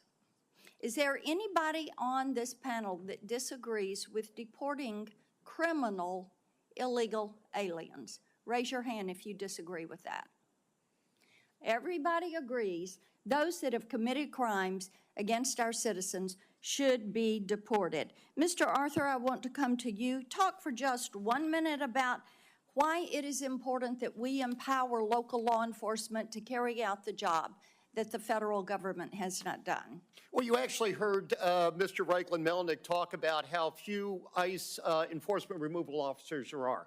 There's always going to be a set number of those individuals. When you allow police officers who are involved in their community, who are the first line, actually putting hands on criminals, they're going to be the people who are best able to pull those individuals out of the community. It's important to note, Senator, that when you talk about immigrant crime, Ms. Morin's situation is horrible, and every crime is horrible. So much of that immigrant crime takes place in immigrant communities. Sanctuary jurisdictions do nothing but punish the immigrants that those individuals that live in those communities that those criminals are sent back to. So that's why it's absolutely crucial. I appreciate that. So I think we should move forward with my legislation, Mr. Chairman. Mr. Reichlin-Melnick, I'd like to come to you. I want to talk about some of your tweets. You've been active on X. Here's one. This is bad analysis that bears little resemblance to the facts. The Remain in Mexico program was not very successful. It was a human rights disaster that fed people to the cartels with not much impact on border crossings. Plus, Biden ended it when it was barely in use at all. So That's correct. let's talk about that. So do you still believe that Remain in Mexico was not very successful? It wasn't. In fact, it was one of a suite of programs that went into effect in 2019, about 4 or 5 different ones over the course Do of you about 8 believe months. it was a human rights disaster? Yes, and I can tell you the stories of the women sent back by the United May States I to please Mexico tell who you were raped stories in of Mexico because of that. People that were raped along the way, people that have been And we sent them back to those traffickers. Remain in Mexico gave people to the cartels, and we turned our eyes away from them. Remain in Mexico was successful, and we all know it. Now, let me talk to was you about not. another tweet that you put up. There are not 320,000 missing children. That's that correct. number is a false interpretation of a DHS OIG report that said that 32,000 people who entered as unaccompanied children from 2019 to 2023 were ordered deported for missing court, and ICE failed to file charging documents for 291,000 more. That's right. Now, That's an accurate description of the OIG report. This is a human rights disaster because what we have heard is the DHS Inspector General, and what they have testified is that they found 32,000 migrant children did not show up for their court date, and an additional 291,000 migrant children never received notices to appear. That's correct. That's what my tweet So is said. it your testimony that DHS does in fact know the whereabouts of every single one of these 320,000 children, and they're just not telling people where these children are? No, because that's not DHS's function here. It's also Office of Refugee Resettlement. It's It is not their job to DHS go out and and find every ORR. single people. It is DHS and ORR. I And guess the what broader we point is know, somebody isn't missing sir, if no one's looking for them. What we know is that through reports that have been made, reporting even the New York Times, many of these children are in abusive situations. They are working in plants, and indeed, DHS says that you've got this 320,000 migrant children that cannot be located. That is a human rights disaster. I yield back. Senator Blackburn, they did not say they can't be located. They said that they had not even attempted to file My time has charging expired. I documents, yield which is back, a very Mr. different thing. Chairman. I'm going to give the witness an opportunity to finish his remarks. I just want to know, the DHS report did not say these children were missing. It said that ICE had failed on the job to actually start the court process for them. If ICE filed the court documents, many of those people would be living at the exact address that the ICE told them. It's just ICE has not filed the charging documents. It's not that they're missing. And of course, exploitation is very real, and we've called for more labor enforcement to ensure it doesn't happen. Senator Padilla?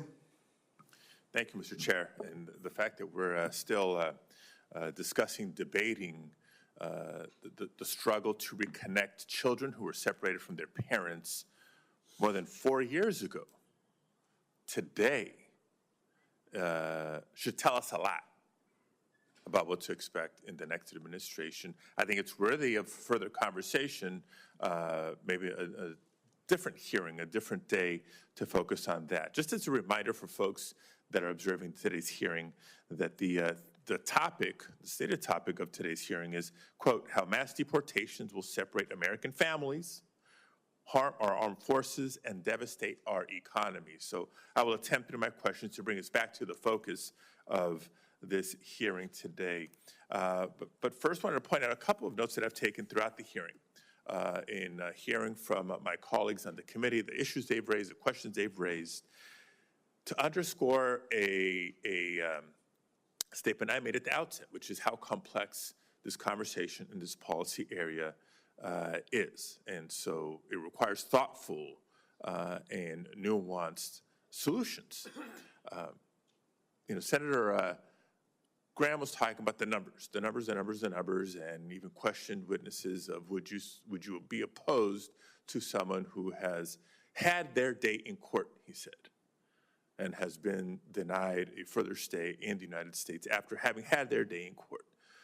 That sheds light on process, due process, often lack thereof, representation in the process, lack of representation in the process. I'm for a process and finality of a process, a finality, an answer, clarity about your future in a matter of weeks and months, not years and years, but that requires investment in the process by the federal government, in hearing officers, in immigration judges. So let's just lay that out if we're going to be genuine and serious about tackling the backlogs and the issues. Second, man, if I had a nickel for every time I heard fentanyl in this committee, serious problem, but irresponsible in how it's misportrayed so often in immigration conversations.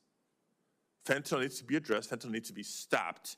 Its illegal importation needs to be tackled. But if we're gonna do it thoughtfully and seriously, let's look at what the Customs and Border Protection Agency tells us. 80% of individuals who are prosecuted and convicted for bringing fentanyl into this country are United States citizens. Happy to share the link, folks, happy to share the report. So if that's a concern, then let's address the heart of the concern and not just use it as a soundbite to further attack immigrants. Oh, by the way, did you know that the numbers at the southern border are way down? People talking about this crisis at the border, crisis. We always need to do more to ensure a safe, orderly, and humane border. But some of these numbers that are being tossed around are not what's happening today because of President Biden's policies this last year. So let's be intellectually honest with ourselves and the public. Now, that being said, Mr. Reichlin-Melnick, you're pretty popular today. I have a question for you as well. As you know, and you've referenced, the largest mass deportation effort in U.S. history was President Eisenhower's Operation Wetback. I referenced it in my opening statements. During that operation, more than 500,000 Mexicans and many United States citizens were deported. And as far as anybody can tell, Operation Wetback did not achieve its intended effects of increasing employment rates or wages for U.S. workers. Former President Trump has said that he planned to model his deportations on Operation Wetback. Now, you testified today about the expected negative economic impacts of mass deportation, including the rising costs of food. Some estimates say food prices are going to go up 19% based on this alone. In what world does food become cheaper with mass deportations? Mass deportations would not cause food prices to become cheaper. The exact opposite would occur. In fact, a single worksite raid in 2018 under the Trump administration at a beef plant in Tennessee led to ground beef prices rising by 25 cents for the year that the plant was out of operation following the raid. And just to follow up to that question, I'm cognizant of my time, Mr. Chairman. I've referenced so many industries that have significant percentages of undocumented workforce in them. I think chief among them is the agricultural industry, not just nationally, but particularly in the state like California, the largest agricultural producing state in the nation, where estimates are, well more than 75% of the workforce is undocumented. I hear from growers, as do all my colleagues. I hear from labor contractors, as do all my colleagues, about how easy it is for them to recruit United States citizens to do the work in the fields. And let me tell you how easy it is. It is not. There's a reason that the agricultural industry relies on immigrants, including so many undocumented immigrants, to help keep the food supply chain going, keep food on the tables of American families. And I invite my colleagues, if you want to get a taste of what it's like and the difficulties for the recruitment, to spend a day in the fields, like I did in 2022, picking radishes and parsley, like Senator Booker did in 2023. Happy to work with growers and farm workers to provide that opportunity for all of you. Follow-up question, Mr. Reichlin-Melnick. Just briefly describe to us what it would look like if the agricultural industry were suddenly to lose half of its workforce? I mean, if it was overnight, the U.S. food supply would crumble. Undocumented workers work across the agricultural sector, from picking crops in the field to meat processing to poultry processing to dairy to everything in between. And these are workers that without them, our food supply would drastically diminish. I'm not saying that there's no jobs Americans will do. Of course, that's not true. Americans have done those jobs in the past, but it could take decades before we got enough workers to replace the experience and the knowledge of some of these workers who have been doing the jobs for 20, 30 years. It is not something that can just be replaced overnight and will cause severe impact to the U.S. food supply. Thank you, Mr. Senator Chair. Padilla. Violent criminals, let's go after them. The vast majority of immigrants and undocumented immigrants who are contributing so much to this country, they deserve better. Thank you. Senator Tillis. Thank you, Mr. Chairman. I want to paint a picture of the crisis at the border and what the incoming administration has to deal with. Roughly 8 million people came into this country illegally from the outgoing administration's border policies. 8 million. Does anyone find that acceptable? I'm going to give you all a chance to answer that question shortly. The American people elected a new president in large part to secure the border and deport people who came illegally under their predecessor. So to my Democratic colleagues, how many illegal immigrants being deported by the new administration would you find objectionable? Mr. Melnick, I'll ask you, 1 million? I think 1 million would be a disaster. 2 million? Again, considering we're talking about law-abiding people who've been here for decades, I think that is enough that would have severe negative ramifications for the United States. 3 million? Same answer. 5 million? Same answer, even worse ramifications. Do you think it would be fair or moral to deport any illegal immigrants? Yes, I'm not a supporter of open borders, as I said before. Well, I'm kind of curious what your position was back during the Obama administration when that's exactly what he did. I'm not reading what Trump intends to do. I'm reading exactly what President Barack Obama did when he came into office and deported nearly 5 million people, or in excess of 3 million people. So at that time, were you involved politically or in this space at the time that Obama was here? How old were you back then? I was a graduate of law school and was working at the time. Were you opining on deportations at that time? I was not. Do you believe that President Obama made a grave, horrible, inhumane mistake by deporting those folks? Well, it wasn't 5 million that came in under the people. Bush administration? It wasn't 5 million people. When we're looking at It was over 3 internal ICE million, deportations. so let's not split hairs. Actual numbers are closer to 1.5 internal ICE deportations. And But there you as said well, that it was depends on the immoral. portfolio. So you said President Obama was immoral and inappropriate to deport those million people. Is that what I heard you say? There were many people that were it's a deported yes, no under his question. administration You that should can't not have been. Yes. Look, I don't normally get into these antagonistic sorts of discussions here, but it needs to be said because you just a month ago said at the turn of the century, Jim Crow was legal, lynchings were at their highest level in the U.S. history, women couldn't vote, the infant mortality rate was 165 per 1,000, and the average life expectancy was 47. And we also had quasi-open borders. That part wasn't bad. So let me tell you what I tell everyone who comes in this room and has the polarizing testimony, sir, that you have had. You're a part of the problem. I'm a part of a group of people here who have said, as the president did incidentally on Sunday, he believes there should be a path for dreamers.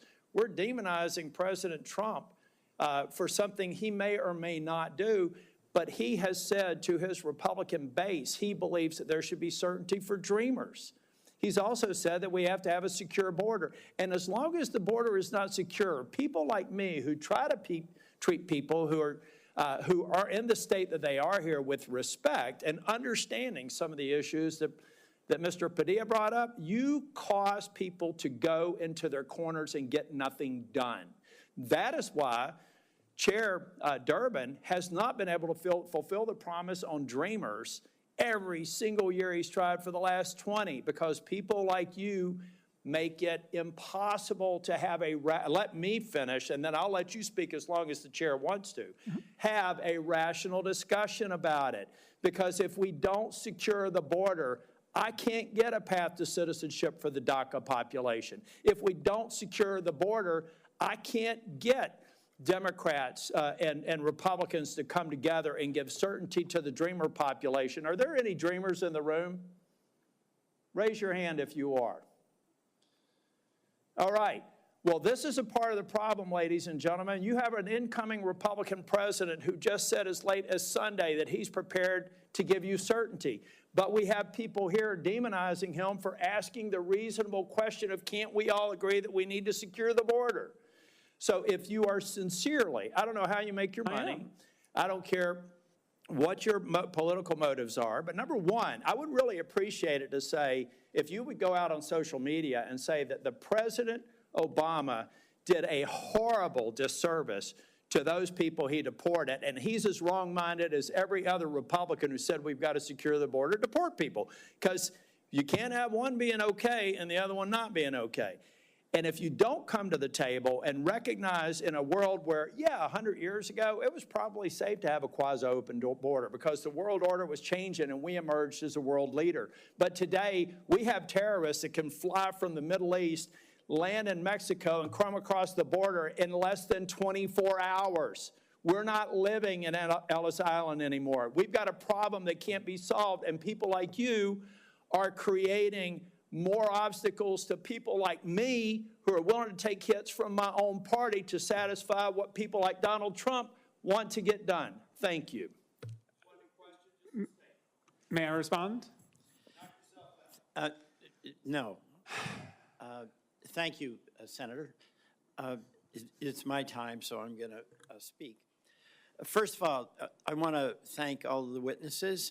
I think we're actually going to start making progress on securing the border and on a sensible and humane policy. I want to thank folks from the immigrant community and dreamers who I know are here and acknowledge my respect for the contributions you've made to our country, and I don't want to lose the benefit of that. As I've listened to my colleagues, I think it's not that complex. Number one, I think there is agreement we have to have a secure border. You can't have a country that doesn't have a control over its border. Second, I think there's broad consensus that criminals who are here should be deported. Ms. Moore, and I just want to acknowledge, as we all have, the incredible life you've had, the loss of your daughter and your own experience. People who do that, they shouldn't have gotten in and they shouldn't be here.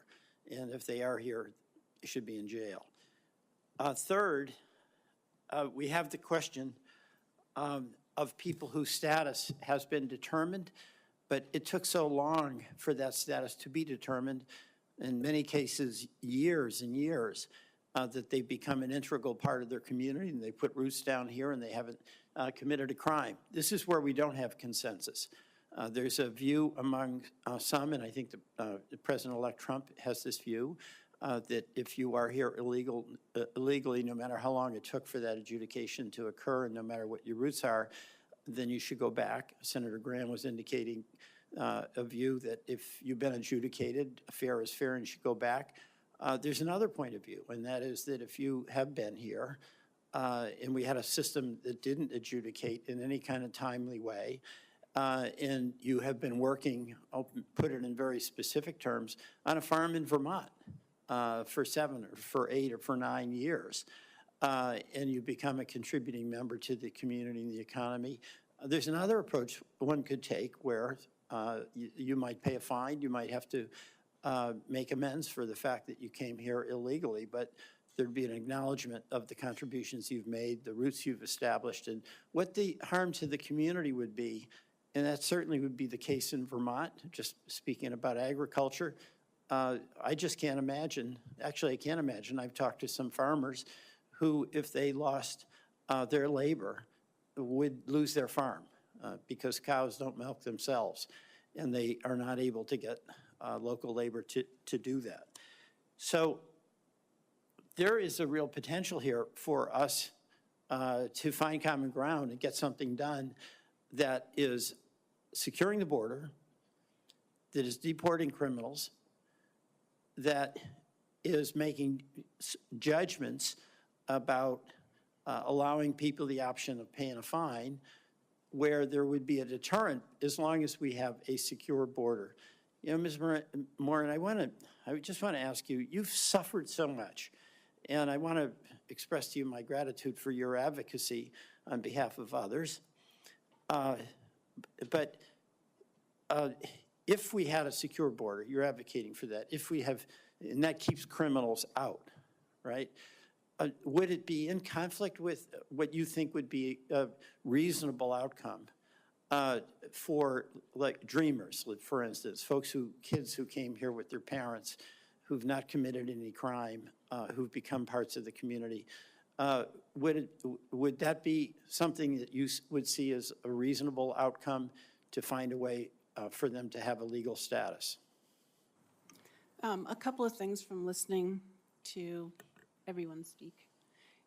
One, as an American citizen and not a politician, so I don't know all the ins and outs, but just what I'm hearing is the bottom line is profit. To an American citizen, they're hearing you're putting lives, you're putting profit above American lives. So that's the message you're communicating. For me personally, our country is made of immigrants. We have 250 years or more of immigrants that have come to this country and have built the country to what it is today. And we are descendants of those immigrants. The issue is having an open border that allows an invasion of people that compromises our national security because our borders, we don't have enough border agents to stem the flow of immigrants, but then also they bypass the law to speed up them coming in, and in doing so, they miss all the criminals that are coming into our country. So I think we need to put those laws back into place and to practice so we can catch them at the border. And then I think that we should work towards those that have come to the country. If it's illegal, the very word itself means unlawful. Mm-hmm. So are we saying it's okay to come to America in an unlawful way? There has to be some kind of a line, a precedence of what is lawful and what isn't lawful. Well, I thank you for that. I mean, the heart of, at least as I hear what you're saying, is that we have to have a secure border in the first place. Yes. Yeah, well, thank you again. My time is up, and I'm going to, are you next? Polly? Senator from Missouri. Thank you, Mr. Chairman. Thanks to the witnesses for being here. I have to say, I'm kind of amazed that we're holding this hearing. To me, it's remarkable that the idea of actually, as you were just saying, Ms. Moran, the idea of enforcing our laws, protecting our border, securing our streets from criminals, it's amazing that that's controversial at all. And it says something a lot about the other side of the dais that we're having this hearing today. Let me just ask you, Mr. Reichlin-Melnick, I mean, is it really such a bad idea to deport people like the criminal who killed this young man? This is Travis Wolf. He was 12 years old when he was killed. He was mowed down, and I do mean mowed down, in a car by an illegal immigrant, 12 years of age, walking along a sidewalk in my state of Missouri, mowed down by an illegal immigrant who I think also had a prior criminal record. Is it such a bad idea to deport the person who killed him? Any person who commits a heinous crime should suffer the consequences under the law. Good. What about Officer David Lee? Officer David Lee was killed in Missouri just a few months ago by another illegal immigrant, once again in a car, who used it as a lethal weapon to ram him and kill him. Is it so wrong, such a bad idea to deport the illegal immigrant who killed this good man?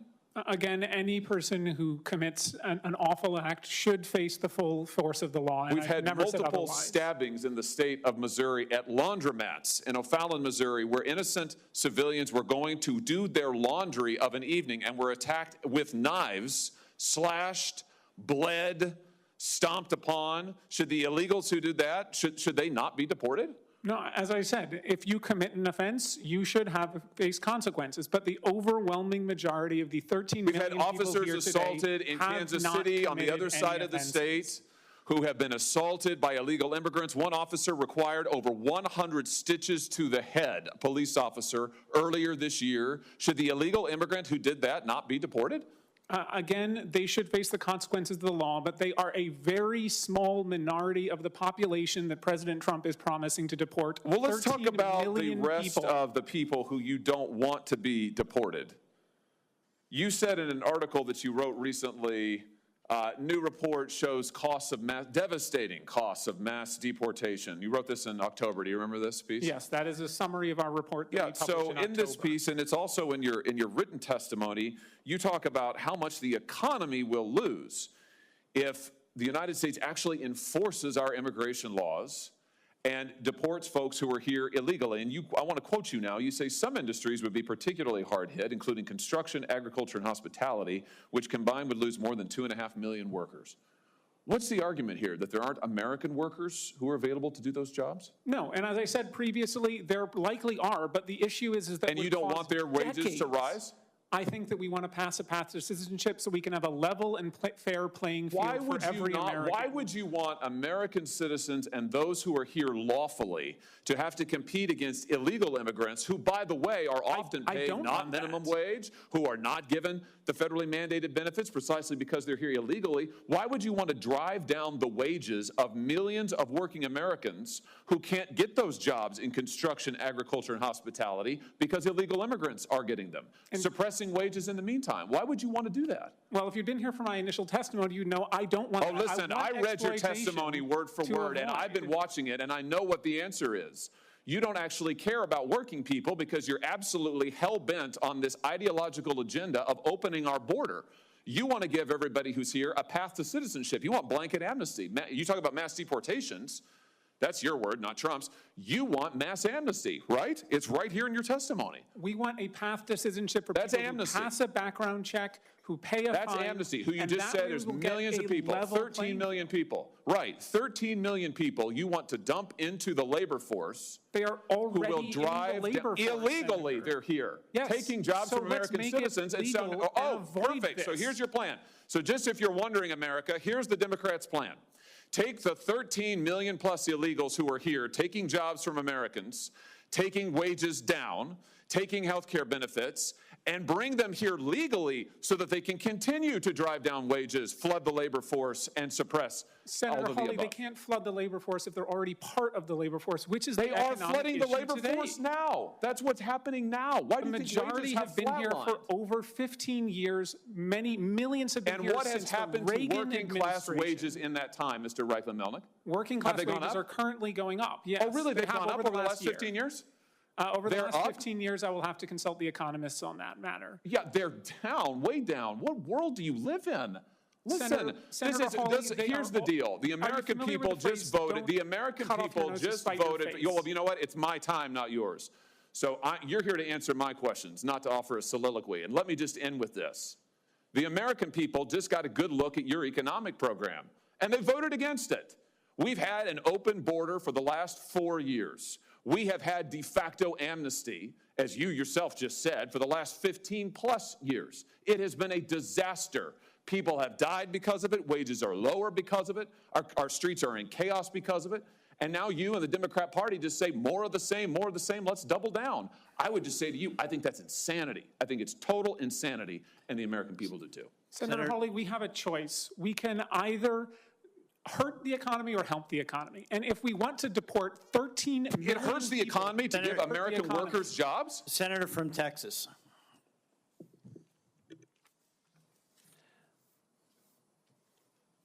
Elections have consequences.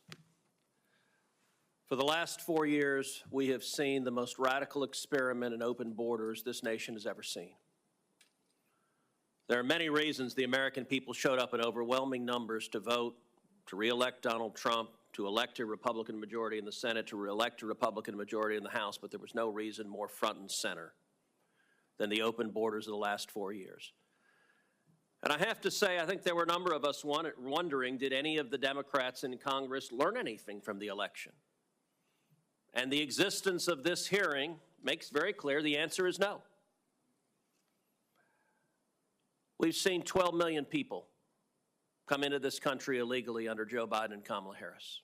My home state of Texas has seen more than any state in the country. There is a reason that the Rio Grande Valley, which has been Democrat for over 100 years, flipped red this election. Because when your home is invaded by more than 12 million people, it changes your voting patterns. Every single day, we have seen Americans murdered. We have seen women raped. We have seen children brutalized by criminal illegal aliens released deliberately by Joe Biden and Kamala Harris. The numbers are staggering. According to ICE, as of July 21st, 2024, nearly 650,000 criminal illegal aliens were currently on ICE's non-detained docket, which means they've been released. They're wandering around, they're free, and of those 650,000, 14,944 have been convicted of homicide. You want to know what mass deportation is? Those 14,944 better pack their bags right now. Because with a new administration, we're going to show up, we're going to arrest you, and we are going to deport you. 20,061 have been convicted of sexual assault. Now, I want you to ask of my Democrat colleagues, and it is striking that virtually none of them are here. That is reflected in their conduct because they are silent and putting their head in the sand as to the human tragedies. But what resident of what blue state says, you know what, America's better off with 20,000 rapists being released into this country? 105,146 have been convicted of assault. I would ask my Democrat colleagues if they were here, why the hell today does the Biden administration not go and arrest every one of these criminals and deport them? What rational world says America's better off with more criminals? And these are not just statistics. Ms. Moran, thank you for being here. The country grieves the loss of your daughter. Your daughter was beautiful. She was a mom who I know loved her kids. And she's not with us today. She was raped and murdered because this administration chose to release a violent criminal into America. Your daughter should still be alive. And every one of these victims should still be alive. Laken Riley, a name that the Democrats on this committee can't bring themselves to utter, should still be alive. And in my hometown of Houston, Jocelyn Nungry, I've gotten to know Jocelyn's mother, Alexis, very well. Ms. Moran, like you, Alexis is incredibly brave. I cannot imagine the pain. I'm a father. To lose your child, no parent should have to bury their child. Children should bury their parents, not the other way around.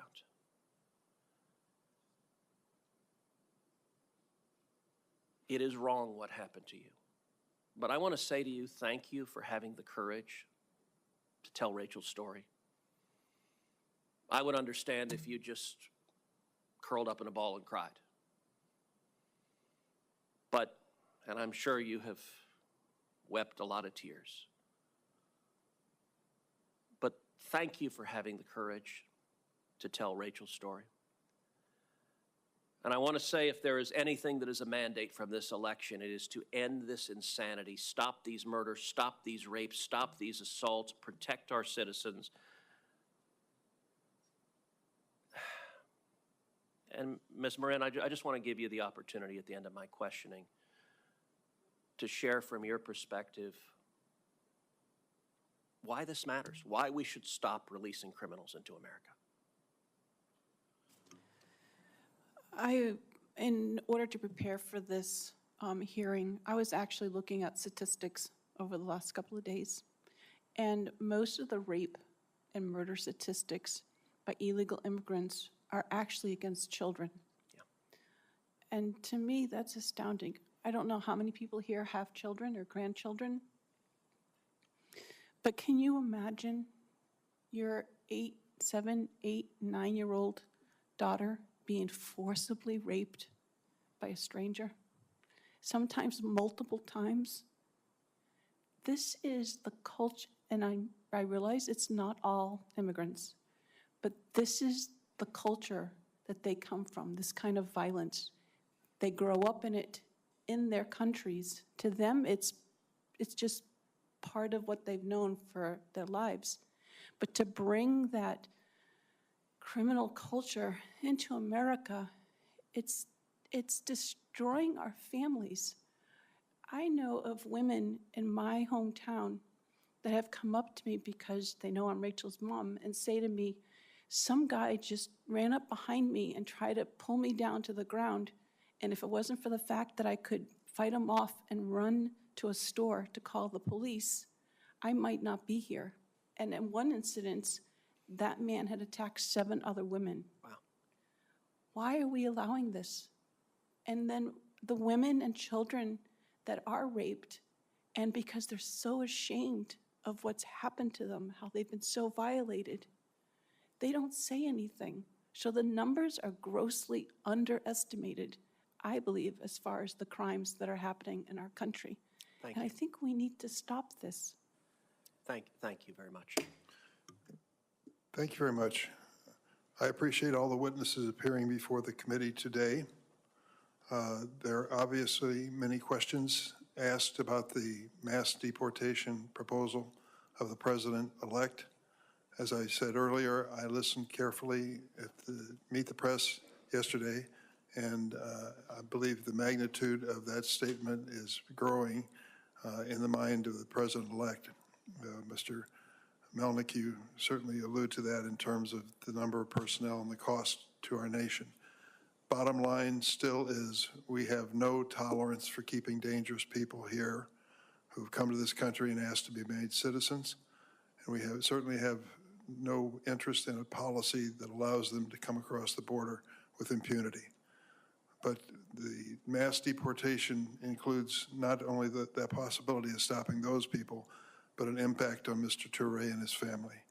I think most of us would agree that a man who's given his life to criminal prosecution is of value to us based on what Ms. Moran just mentioned.